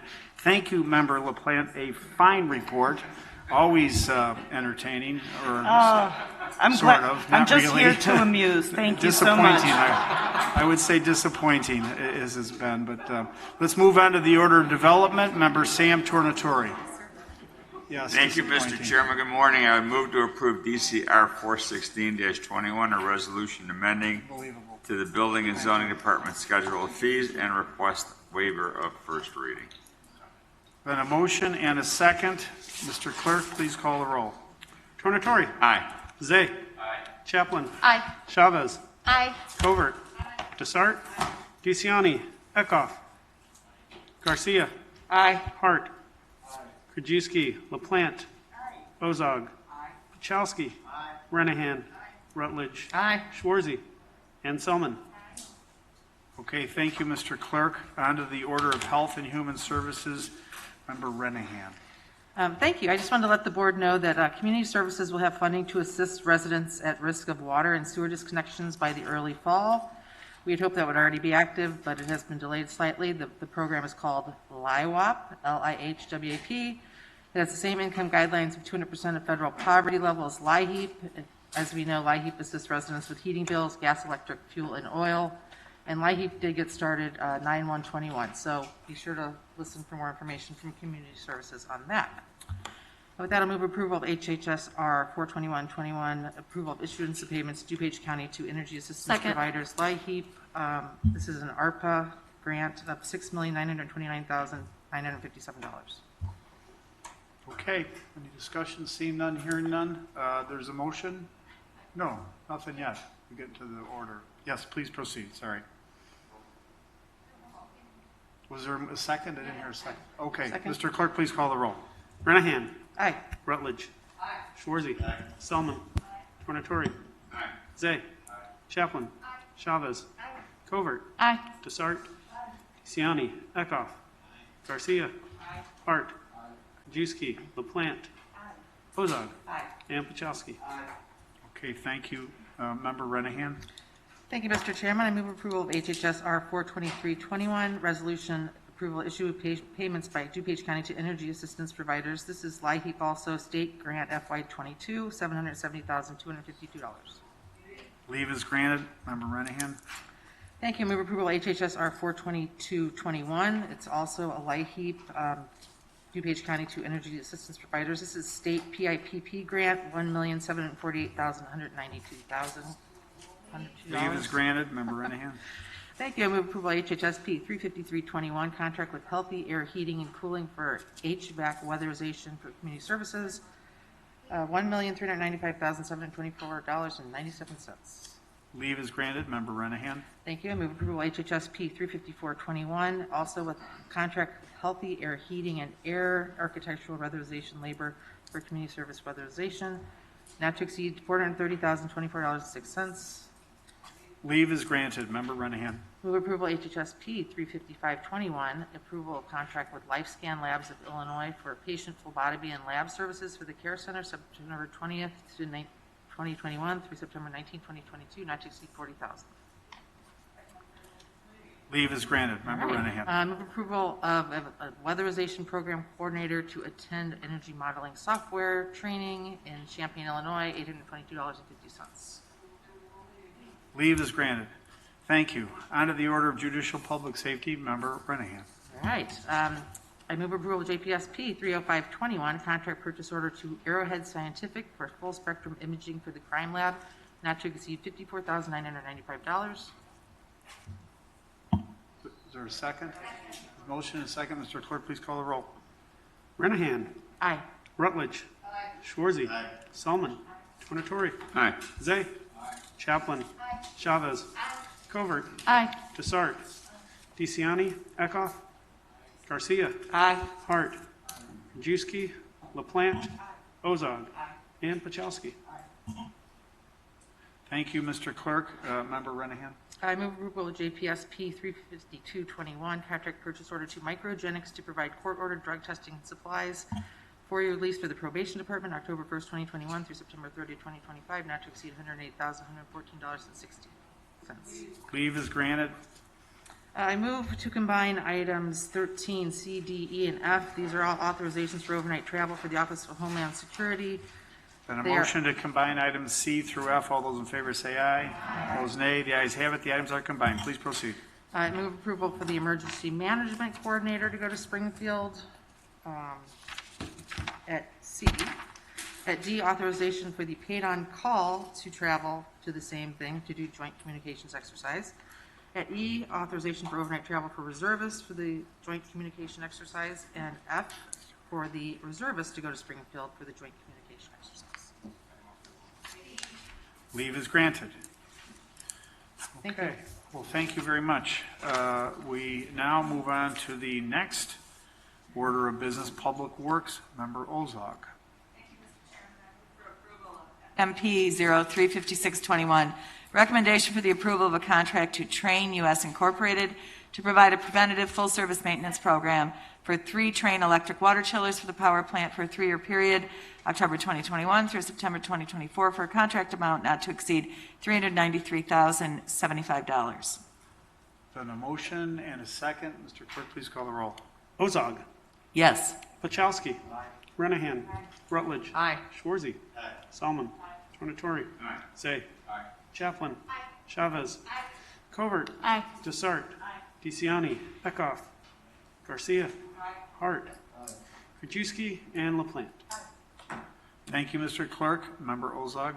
Thank you, Mr. Chairman. I move for approval of FMP 035721, recommendation for the approval of a contract to Security Systems LLC, Creative Technologies, to provide and replace touchscreen computers that operate the security devices located in the Jail A building for facilities management. Total contract amount not to exceed $63,346. Sole provider. Okay, there's a motion I heard earlier. There's a seconded and a request for leave. Leave is granted. Member Ozog. Thank you, Mr. Chairman. I move for approval of FMP 035821, ratification of an emergency procurement to Home Medical Limited to furnish and deliver 26 indoor air quality disinfection units for facilities management for a total contract amount not to exceed $130,702. Emergency procurement based upon recent rise in COVID infections and the excessive demand for these units. ARPA item. There's been a motion, a second, a request for leave. Leave is granted. Member Thank you, Ozog. Mr. Chairman. Okie dokie. Very nice. Now we move on to our favorite committee, the redistricting committee. Yeah. Member Jim Zay. Thank you, Mr. Chairman. I move on RDC CO1 50121, amendment to resolution issued to Grapple LLC for consultant services, increase the amount in the amount of $20,000. Okay, were you seeking recognition, Member Pachowski? Yeah, that was nice. There's been a motion and a second. Mr. Clerk, please call the roll. Zay. Aye. Chaplin. Chavez. Covert. Aye. Desart. DeCiani. Eckhoff. Garcia. Hart. Krajewski. LaPlante. Ozog. Pachowski. Renahan. Rutledge. Schwarzy. Selman. And Tornatori. Very nice. Thank you. Thank you, Member Zay. Thank you, Mr. On Chairman. the order of stormwater, Member Zay. Thank you, Mr. Chairman. On committee update, our first item A, this bid was previously awarded to another firm. They were the lowest bidder, but did not follow our procurement rules. They were not performing 40% of the work.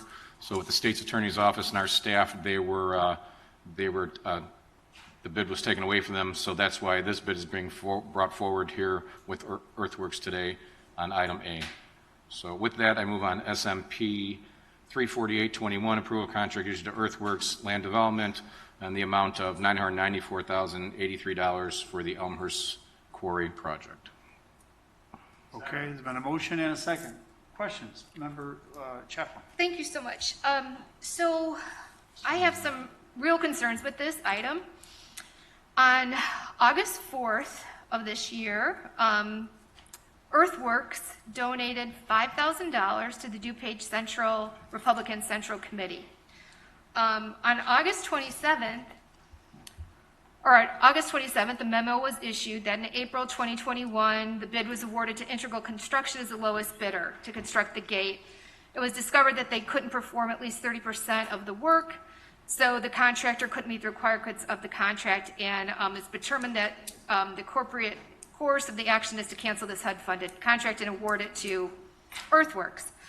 But, you know, I mean, I would like an explanation of the date and the timeline of this campaign donation, and I don't know why Chairman Zay isn't recusing himself, because I think this is a total conflict of interest. And secondly, I would like a written explanation from the State's Attorney's Office as to whether we can take into consideration these contributions when we're making our decision, because we've been told that we can't. But on something as what I'm going to call egregious as this, I think we most definitely should be able to take these into consideration. And I'm going to be voting no on this.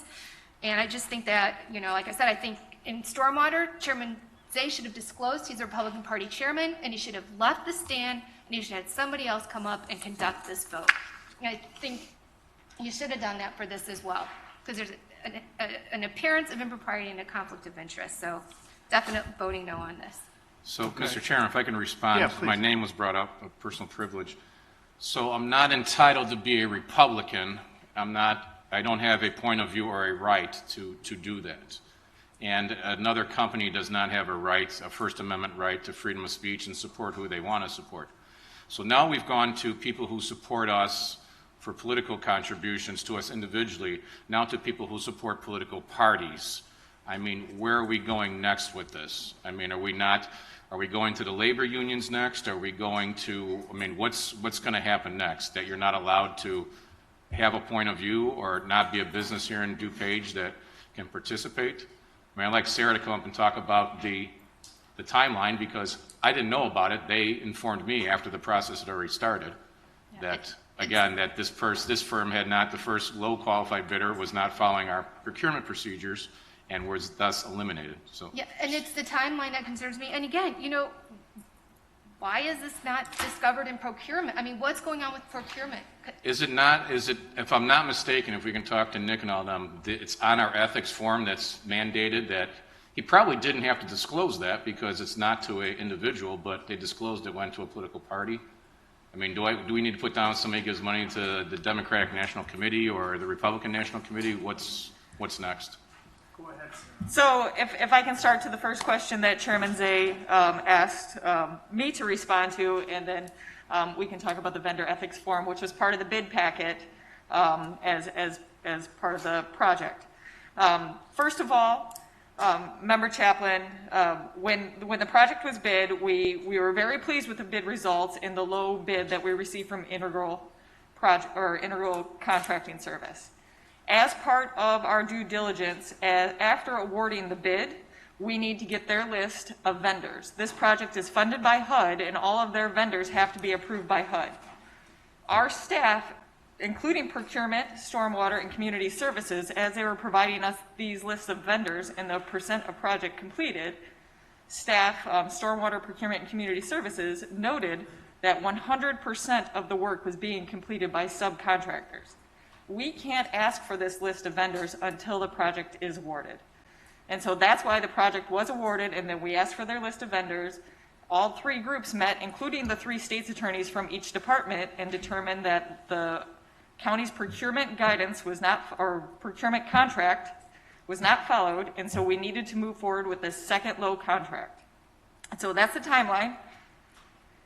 Respectively, our bidding process, as we go through for low bids for construction, does not look at vendor ethics. We specifically add up the dollar amounts and look through everything.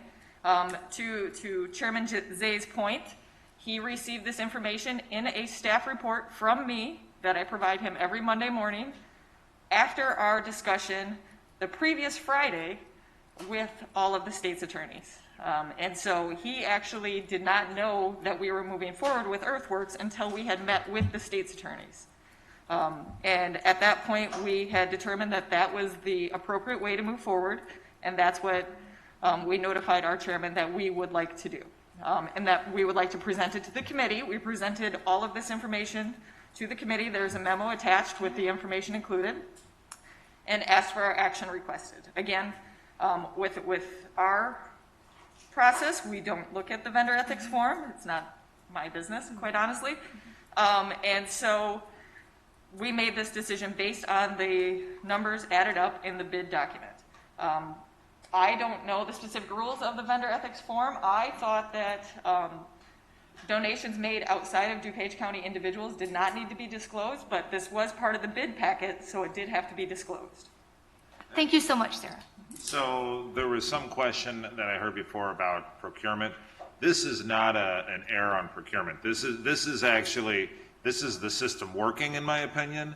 The bids come, I mean, obviously procurement accepts all bids come in, and the parent department then, if they see something amiss, they involve the state's attorney, they make a decision, they make their recommendation.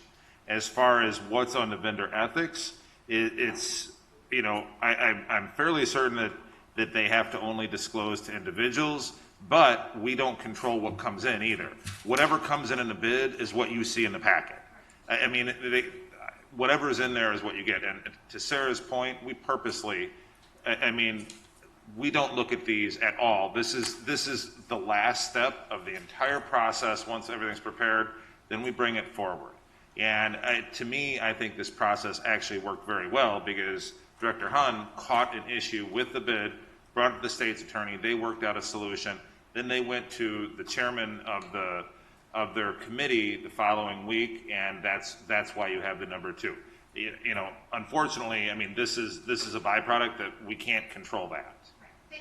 Thank you so much. That explanation helps a lot, because when you read the memo, it kind of just looks like, oh, we just discovered that they didn't meet the bid, but now that you explained it, it makes a little more sense. But I'm still concerned, and you know what, yes, Jim, you have the right to be the Republican Party chair and everything, and I don't have an issue with that, but the timing of this donation and this letter is it's still a little concerning to me, so I'm just going to be voting no. And Connor, could you please draft something to let the board members know if we are allowed to take these, take these vendor ethics into consideration when we're casting our vote. I don't know if it'll be me, but someone in my office will be Thank able you. to do I that. really appreciate that. Thank you so much. Can I ask Nick or Sarah, what's our track record with Earthworks? How long do you think they've been doing business, and do they do good work for us? Yeah. Sure. Member, please please go ahead, Sarah Hahn, and then we're going to ask Don Pachowski to articulate his observation or question. Thank you, Chairman Zay, or Chairman Cronin and Chairman Zay.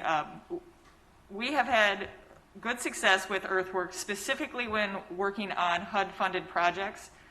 Working with community services and stormwater management, we've had a lot of success. Many award-winning projects that we have all been part of. Last year, we received an award for a project in Bensonville that Earthworks constructed. It was funded by HUD. And there is a lot of paperwork and documentation required when we have this extra federal funding, and Earthworks is a contractor that does know how to get through that process, and we view them very favorable as far as a contractor. We do have a lot of, in our region, roadway contractors that quite honestly don't belong in the streams. However, Earthworks is a restoration-focused contractor that has had good success in doing work for stormwater management. Okay. Member Pachowski.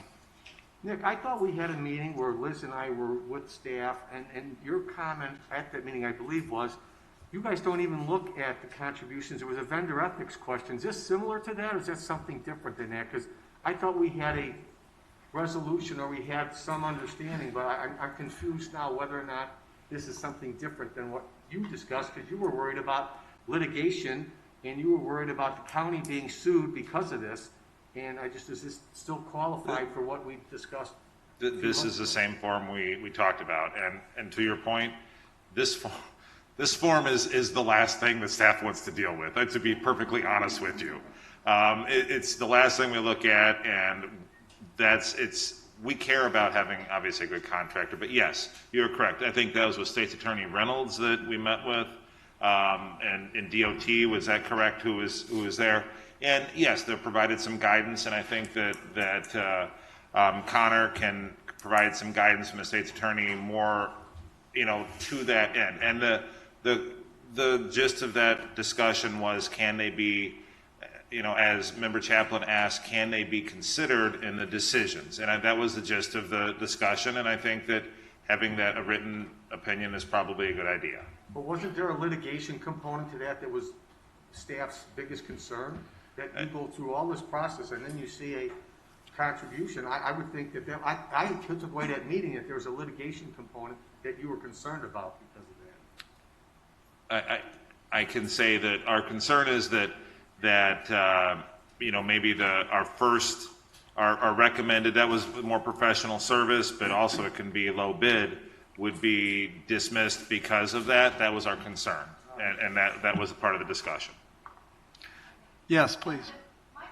My concern is that if I see these things in the packet and I can't use it in my decision making, then I can't vote my conscience, and I can't vote for how I feel the majority of my constituents feel. So that's why I would like it in writing from the state. So you're saying that you would like to know a vendor that has been vetted, gone through a merit selection process based on the quality of their work, that if they make a contribution to an unfavorable candidate or party, that you'd like the opportunity to, based on that alone, to vote no. Is that what you're saying? I'm saying that I would... Because that's like unconstitutional. I'm saying I would like to know if we can consider these vendor ethics in our decision. I'd like a written opinion, because I think it's important if we know if we can use those or not. Because like I said, I know a lot of... What do you mean use? Like if we can base our decision on that vendor ethics or not. So after they've already been vetted and gone through a merit selection process, you believe that would be a decisive piece of information for you as to whether or not they exercise their constitutional right. Yes, if it was a large donation, and that's why I want. That's why I would like that. So any large don't I have donation, don't I have a constitutional right to vote my conscience? You have a constitutional right to vote however you wish as a duly elected board member here. But when you're dealing with a merit selection process and people that are exercising their constitutional right, it's a little more complicated. Right, and that's why I'm asking for the opinion. I would like to know from the state's attorney. Well, we're telling you an right now, opinion. this is it. This is the, I like it in writing. I would like it in writing. And I think I'm due that as a board member. I can ask for that writing, and I want it in writing, the opinion in writing. To close, Member Mr. Zay. Chair? Just to close, if that's okay? Yeah, sure, in writing though.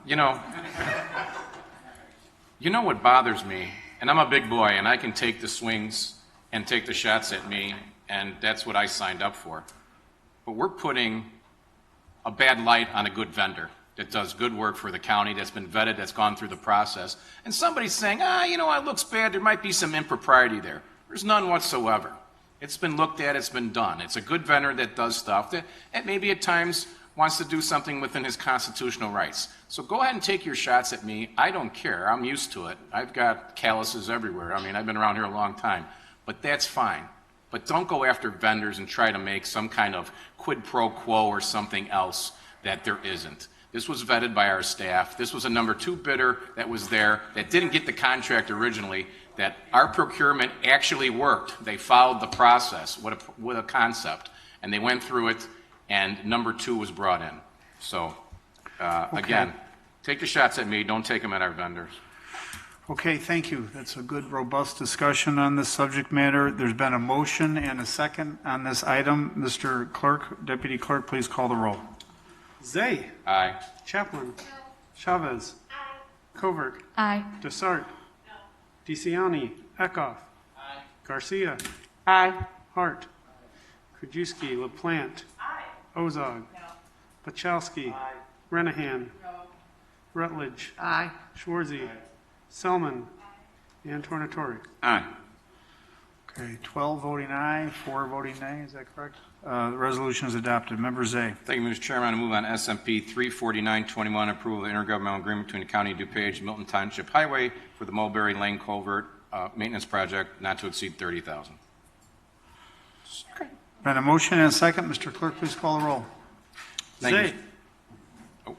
Thank you, Mr. Chairman. I move on SMP 350. Zay.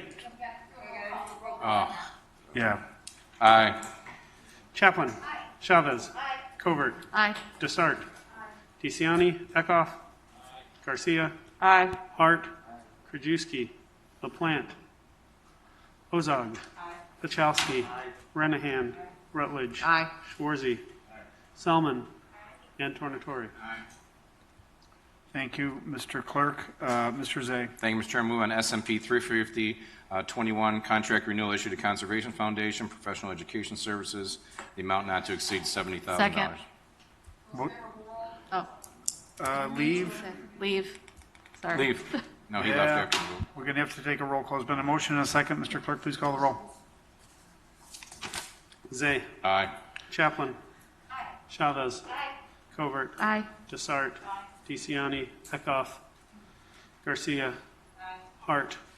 Krajewski. LaPlante. Ozog. Pachowski. Renahan. Rutledge. Aye. Schwarzy. Selman. And Tornatori. Aye. Thank you. Thank you, Mr. Zay. Thank you, Mr. Chairman. I move on SMP 35121, approval contract to Water Well Solutions, equipment, furnished labor, materials for the Wooddale Itasca Reservoir, the amount not to exceed $92,800. Second most favorable. Leave is granted. Thank you, Mr. Chairman. Thank you, Mr. Zay. A fine report. On to the order of technology. Member Ashley Selman. Thank you, Mr. Chairman. By way of committee update, I mentioned this morning, building on some progress from 2018, Member Covert had worked with a constituent to improve our closed captioning on videos.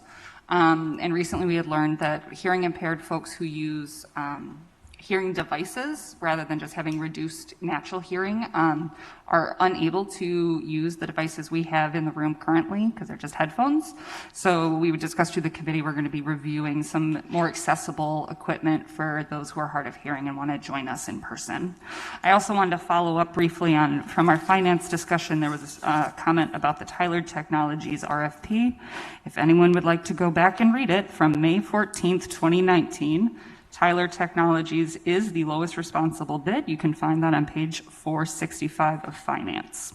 And with that, I move on TEP 359-21, recommendation for the approval of a contract purchase order to PSR Incorporated for high availability monitoring, support, and maintenance for IBM business class server and storage. This is a period of September 11, 2021 through September 10, 2022 for a total contract of $37,646, and this is sole source. A motion and a second. Mr. Clerk, please call the roll. Selman. Aye. Tornatori. Aye. Zay. Aye. Chaplin. Chavez. Covert. Desart. DeCiani. Eckhoff. Garcia. Hart. Krajewski. LaPlante. Ozog. Pachowski. Renahan. Rutledge. And Schwarzy. Thank you. Member Selman. Thank you. I move on TEP 360-21, a recommendation for the approval of a contract purchase order to Gartner for 1 subscription for IT leaders and 2 subscriptions for the IT leadership team. This follows a contract period of October 1st, 2021 through September 30th, 2022 for a total of $83,600, sole source. There's been a motion and a second and a request for leave. Leave is granted. Thank you, Member Selman. A fine report. On to the order of transportation, Member Don Pachowski. Good afternoon, Mr. Chairman. I would move to approve DTR 41721, a resolution for a declaration of surplus property along the Great Western Trail and sale to 551 St. Charles Place, LLC. Been a motion and a second. Mr. Clerk, please call the roll. Pachowski. Aye. Renahan. Rutledge. Schwarzy. Selman. Tornatori. Zay. Chaplin. Chavez. Covert. Desart. DeCiani. Eckhoff. Garcia. Hart. Krajewski. LaPlante. And Ozog. Okay. Thank you. Mr. Chairman, I move to approve DTR 42821, an awarding resolution to R.W. Duntman Company for Downers Grove Township 2020 resurfacing program, estimated township cost $665,889.04. Leave is granted. Mr. Move to approve DTR 43221, a recommendation for an intergovernmental agreement between the County of DuPage, Illinois, and DuPage Public Safety Communications for fuel and maintenance and repair services. Hold on. Did somebody leave the room here? Oh, for Pete's sake. No going to the bathroom allowed. So there's been a motion and a second. I thought it have to be a roll call? Got to do the previous roll call? Okay, so with leave of the body, we're going to go back to the previous roll call. Don Pachowski, would you please present that resolution so we can get Member Eckhoff on the record? Okay, motion to of DTR 43221, a recommendation for an intergovernmental. The previous B. Oh, B? I'm sorry, Yeah, we okay. gotta go Motion back. to approve DTR 42821, awarding resolution R.W. Denton Company for Downers Grove Township 2021 resurfacing program, estimated township costs $665,889.04. And a motion and a second. Mr. Clerk, please call the roll. Pachowski. Aye. Renahan. Rutledge. Schwarzy. Selman. Tornatori. Zay. Chaplin. Chavez. Covert. Desart. DeCiani. Eckhoff. Garcia. Hart. Krajewski. LaPlante. And Ozog. Thank you, Mr. Clerk. Mr. Pachowski. Move to approve DTR 43221, a recommendation for an intergovernmental agreement between the County of DuPage, Illinois, and the DuPage Public Safety Communications for fuel and maintenance and repair services. Leave is granted. Member Pachowski. Mr. Chairman, I'd like to combine D, E, F, G, and H, which are all amendments to resolutions. Been a motion and a second to combine these items. All those in favor say aye. Aye. Opposed, nay. The ayes have it. The items are combined. D through D H. through H. Please proceed.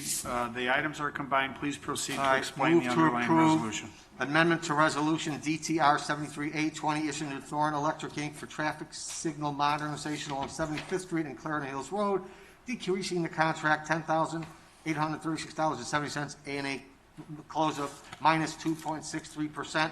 Move to approve amendment to Resolution DTR 72-820 to Thorn Electric for traffic signal installation for an increase of $3,900 $49.01, an increase of 1.25%. A request to approve an amendment to Resolution DTR 337B20 to Martin Construction, Inc. for Grand Avenue over Addison Creek, decreased $372.23 and closed minus 0.035%. Move to approve amendment to Resolution DTR 29220 issued to Superior Road Striping Inc. for 2020 pavement maintenance program to decrease $31,596.07 and close of 7.03%, and move to approve amendment to DP 193C18, amendment to a resolution issued to BLA Inc. for professional Phase 2 engineering services for improvements along Lamont Road from 83rd Street to 87th Street to increase the funding $15,000, making an amended contract $537, $447.92, an increase of 2.87%. Been a motion and a second. A request for leave. Leave is granted. Finally, Mr. Chairman, move to approve DTCO 521, recommendation to approve an increase of $7,500 to PO 4836 issued to Standard Equipment Company, furnish and deliver replacement parts and service parts as needed for the Department of Transportation, resulting in an amended contract of $32,000, an increase of 30.61%. Leave is granted. Thank you, Ms. Bachowski. Another fine report. We have Member Rutledge seeking recognition. Well, I didn't announce it yet, but that's okay. That's okay. You're ready to go. You're ready to go. Yeah. So on the order of old business, Member Rutledge seeking recognition. Please Thank proceed. you so much, Chairman. I, as Chairwoman of the Environmental Committee, I don't always have a vote that proceeds beyond our committee onto the county board floor. But I think in light of the state of the environment, I'm going to ask that I always have a report on our agenda, regardless of whether we need to take a vote. I have always some good things to share. I'll start with the easy, fun stuff. This envelope contains 60 loads of laundry. And actually, the way I do laundry, I can probably cut these in half. But the point is the packaging is recyclable. It's not plastic that's being added to our landfill and maybe or maybe might not be used for something else. So it's called Earth Breeze. It's a subscription. There are a lot of products that are coming out right now that are hard soaps for shampoo, or you put a tablet into water for hand soap, things like that. So please look for those kinds of things. The other thing I want to mention is I bought a really cute pair of shorts the other day. Had no idea what I was looking at until I got home. But the tags all over these shorts says that join us in the recycle revolution, and that they are using plastic bottles to work into fabrics. So my cute shorts had 6 plastic bottles put into the fabric. So, no, I told you they were cute or I wouldn't have bought them. Anyways, I would never have noticed that it wasn't cotton. So that's another thing that we're doing a better job of, trying not to throw things in our landfill. And I'd just like to point out that Member Hart has got a young child that will be coming into this world any day now, and I'm concerned about the world that we're leaving to that young child. On a second note, I've talked before about my brother in California, and the last time I spoke, he was 50 miles away from one of the biggest wildfires they've ever had there. But the Caldor fire was the next town up the road from him. So if the winds had blown west, he would have been burned out. He's been a retired, he was a school teacher all of his life, and in the summer, he cross-country skied all over El Dorado County, near Lake Tahoe, all of those areas. He, for many years, was caregivers to cabins at Echo Lake, which, if you don't know about Echo Lake, it's up above Lake Tahoe, beautiful place, but you have to boat in to get to these cabins. So very remote. I talked to him the other night. All of that is gone, and that's Echo Lake. That's what's left of Echo Lake. So I just want people to understand that we're okay here in the Midwest, but the West Coast is on fire. The East Coast is burning. We have 3 times more named hurricanes this year than typical, and Hurricane Ida went over the Gulf at 85-degree water. So that as that water warms, these storms are going to get bigger, and so that is my my hope that you will allow me to give an environmental impact comment at every board meeting. So thank you to my colleagues for that. Yeah, thank you. Further discussion on the order. I think Member Selman was seeking recognition. We're on old business here. Thank you, Mr. Chairman. I feel like I will regret this, but just a little update on room logistics. As a reminder, over this summer, we were working with Karen Ayala to get her advice on when we could remove the plexi, and so we had done that. But when we did that, we made the decision to permanently keep the 6 hotel desks over there. So whether you're worried about COVID, it's flu season, if you're just in a bad mood and want to sit over there, you don't need to give an excuse. You are more than welcome to sit in the hotel seats at any time for your personal safety or just comfort. The second item I wanted to bring up is next week, before the chairman presents his budget, this county board will be taking a photo of this class to celebrate the new term. That means we will be in this room. It is our hope to take some photos without masks, and we've talked with Karen to get some extra room scrubbers and things like that to make it safe. Hold your breath. All you do is you got to hold your Yeah, breath. it'll be okay. We can all do it. If you have a hard objection, please let me or Joan know, preferably today. Otherwise, we'll see you all in 2 weeks with, mask crease lines on our face. It'll look great. Thanks, Chairman. Thank you, Member Selman. Member Chaplin. Thank you so much, Chairman Cronin. So to piggyback off of what one of our public commenters said about county board members speaking with bidders during the bidding process, our procurement ordinance, section 2-202, communication with bidders. County officers, employees shall take care to limit communications with bidders, offerers during the solicitation process, so the integrity of the competitive solicitation process is maintained. All representatives of the county shall avoid any vendor contact that would constitute interference with the contract submission and award under the criminal code. If it is deemed that a bidder or offerer received an unfair advantage from information obtained through prohibited sources or under prohibited circumstances, the solicitation may be canceled or the bidder or offerer disqualified from participation in the solicitation request. So that's just a reminder that while we are in this process, no one should be talking to any of the other vendors that bid on the contract. So just a reminder, everyone. Thank you. I think Member Garcia was seeking recognition, followed by Member Schwarzy. Thank you. Yeah, thank you very much, Chairman. I just had a quick question, old business. It just took me by surprise. We were getting very upset about, or there was a lot of discussion about the trusting our staff on the vendor forms, which is fine, but I feel like we've just kind of been ironic because we didn't trust the clerk's office, the procurement office, or the finance department when they did all the hard work on the election equipment. So, I really am disappointed that we didn't take all of their hard work into account. And I guess because I am new to this board, or newish, I do not know what the next process is. I'm very concerned for the staff and for the election judges who are now far, far behind in terms of getting trained. So if we can get an update as soon as possible on what the next steps are in this, because I think DuPage County residents deserve that answer as soon as possible. Okay. Member Schwarzy.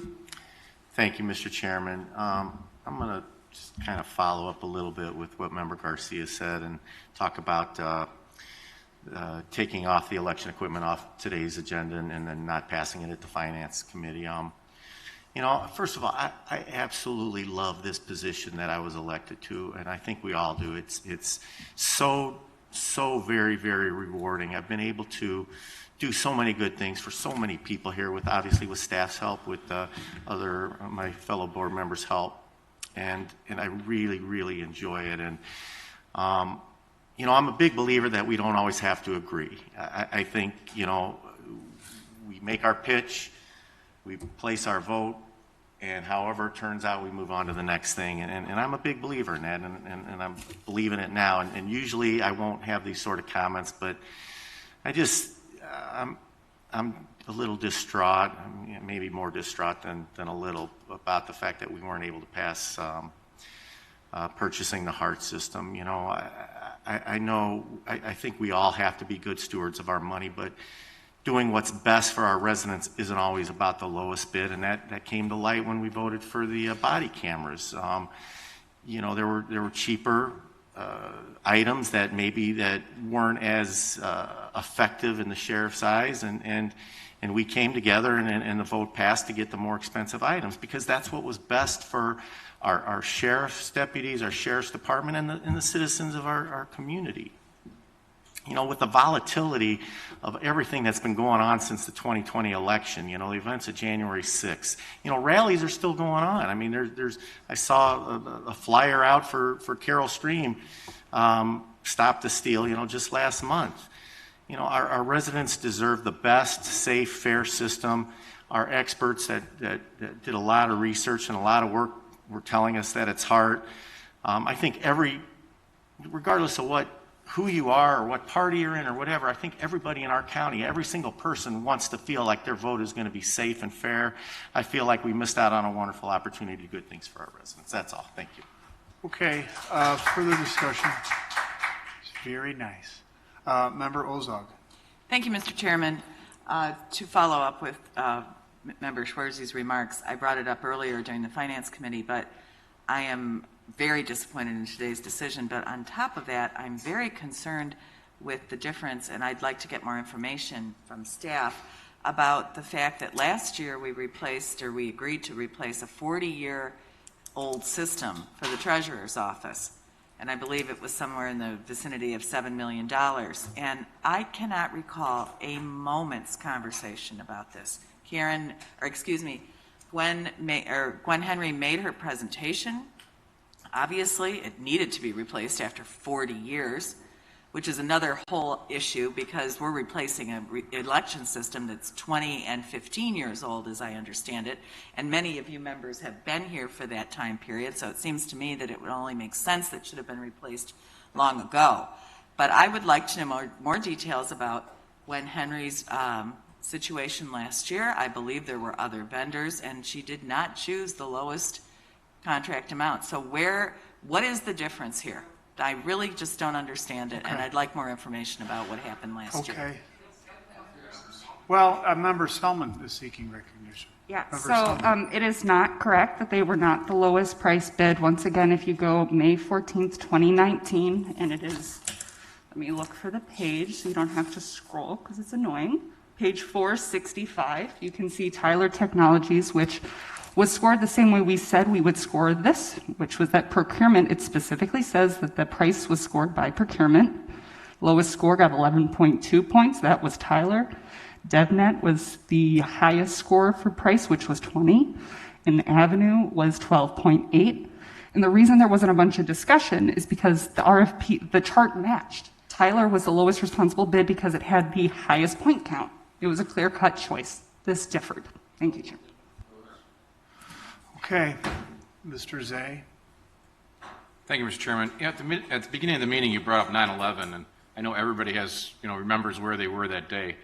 I was actually here that day. We had a county board meeting, and I know many of our younger members were maybe in school or were taking care of their kids or at work or whatever. But I can tell you, it started like any normal day. We had committee meetings, and board member Mike McMahon came in and told me a plane had hit the World Trade Center. Not thinking anything about it, thought it was a tourist plane, right? Sightseeing plane.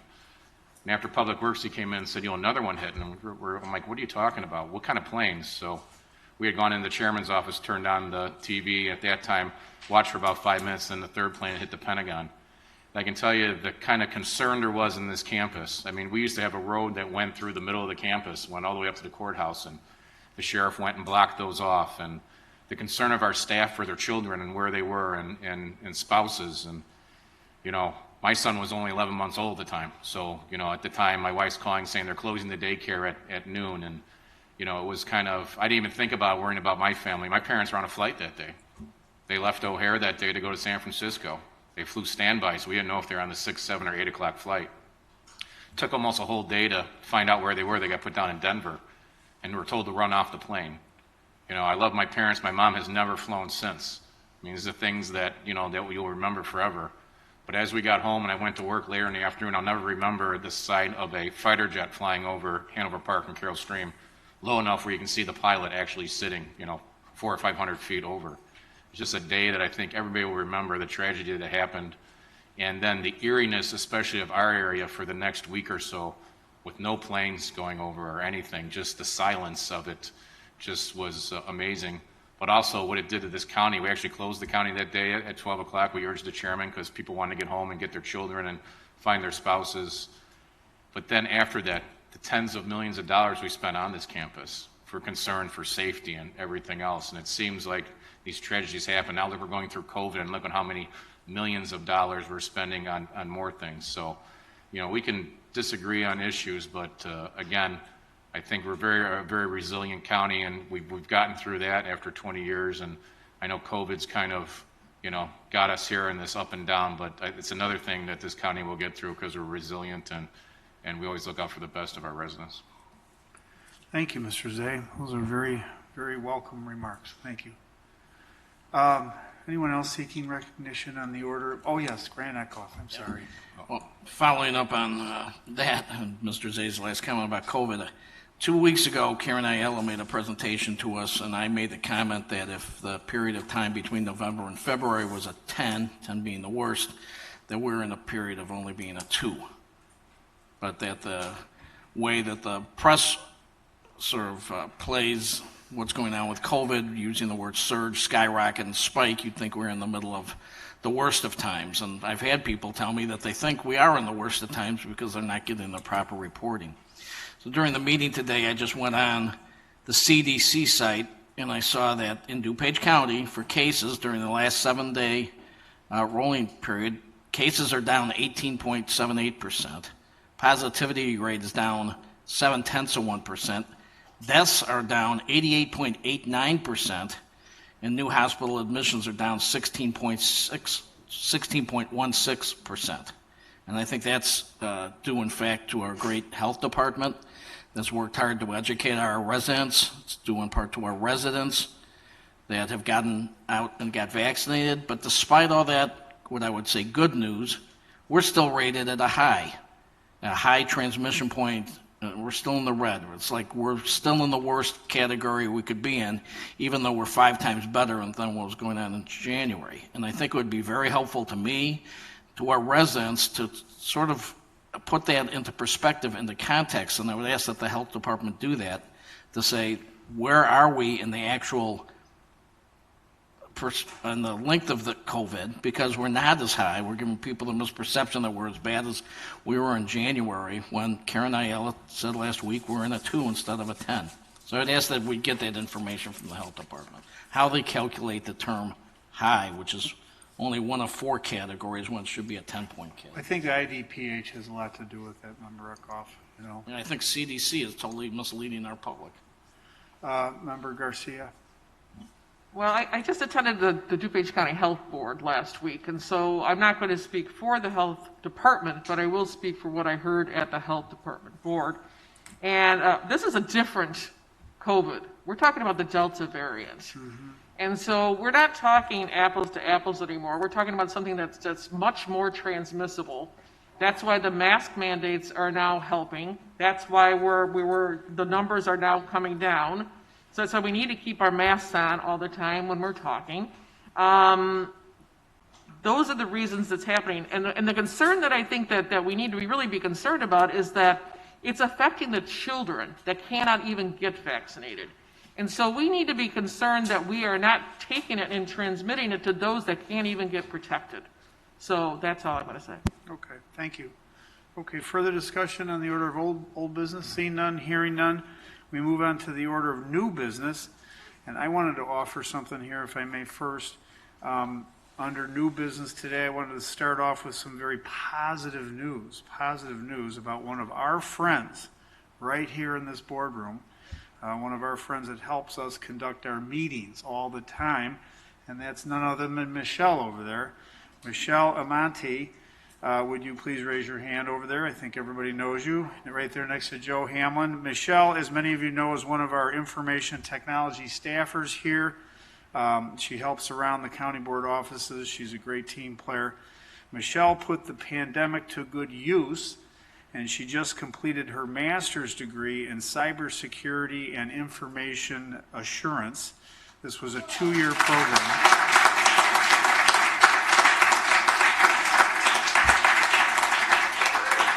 A two-year program, but she completed her studies in just 11 months, and along the way, she was part of the Honor Society at Western Governors University and the Order of the Sword and Shield National Honor Society. She was also invited to become a member of the Presidential Management Fellows Program, which means Michelle was invited to work for the federal government in cybersecurity. Lucky for us, she has respectfully and graciously declined that offer and has decided to stay right here as an employee of DuPage County. We couldn't be more pleased and proud, so thank you.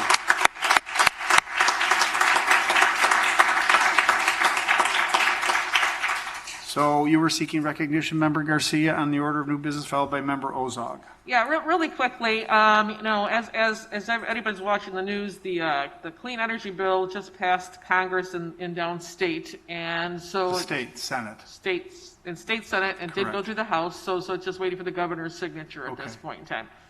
And so I think we want to get ahead of things, and I would talk to Chair Rutledge of the environmental there, but I think that we need to start looking at electrical charging stations to be put here at the county facility, because I think pretty soon we're all going to be driving those type of charges. So I think we need to start thinking about that Well, sooner there's a than lot later. in that bill, and I think it'd probably be a good idea. Maybe the legislative chair, maybe you'd offer some kind of a Perfect. hearing or examination of it, because it's a very comprehensive bill, and it has a lot in it. And yeah, there may be some opportunities for us to demonstrate leadership in that space. So yeah, That'd be good great. idea. Thank Further discussion in the area of new business, Member Ozog. Thank you, Mr. Chairman. My son, who's a Navy veteran, is currently in the Navy Reserve and is serving in Europe right now, aiding with the Afghan evacuation. And I encourage everyone, some of those people will be relocated to the Chicago area.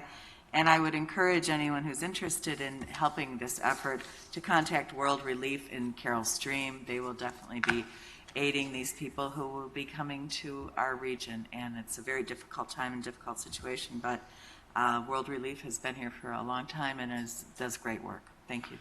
Okay, further discussion, anyone seeking recognition? Member Hart. Thank you, Mr. On a positive note, I want to congratulate you, Mr. Chairman, on your announcement that you made earlier today. I know it's definitely a big loss for the county, but I want to thank you for all of your decades of service Thank here. you. I think it's a much better place than when you found it, so thank you. Thank you. Thank you.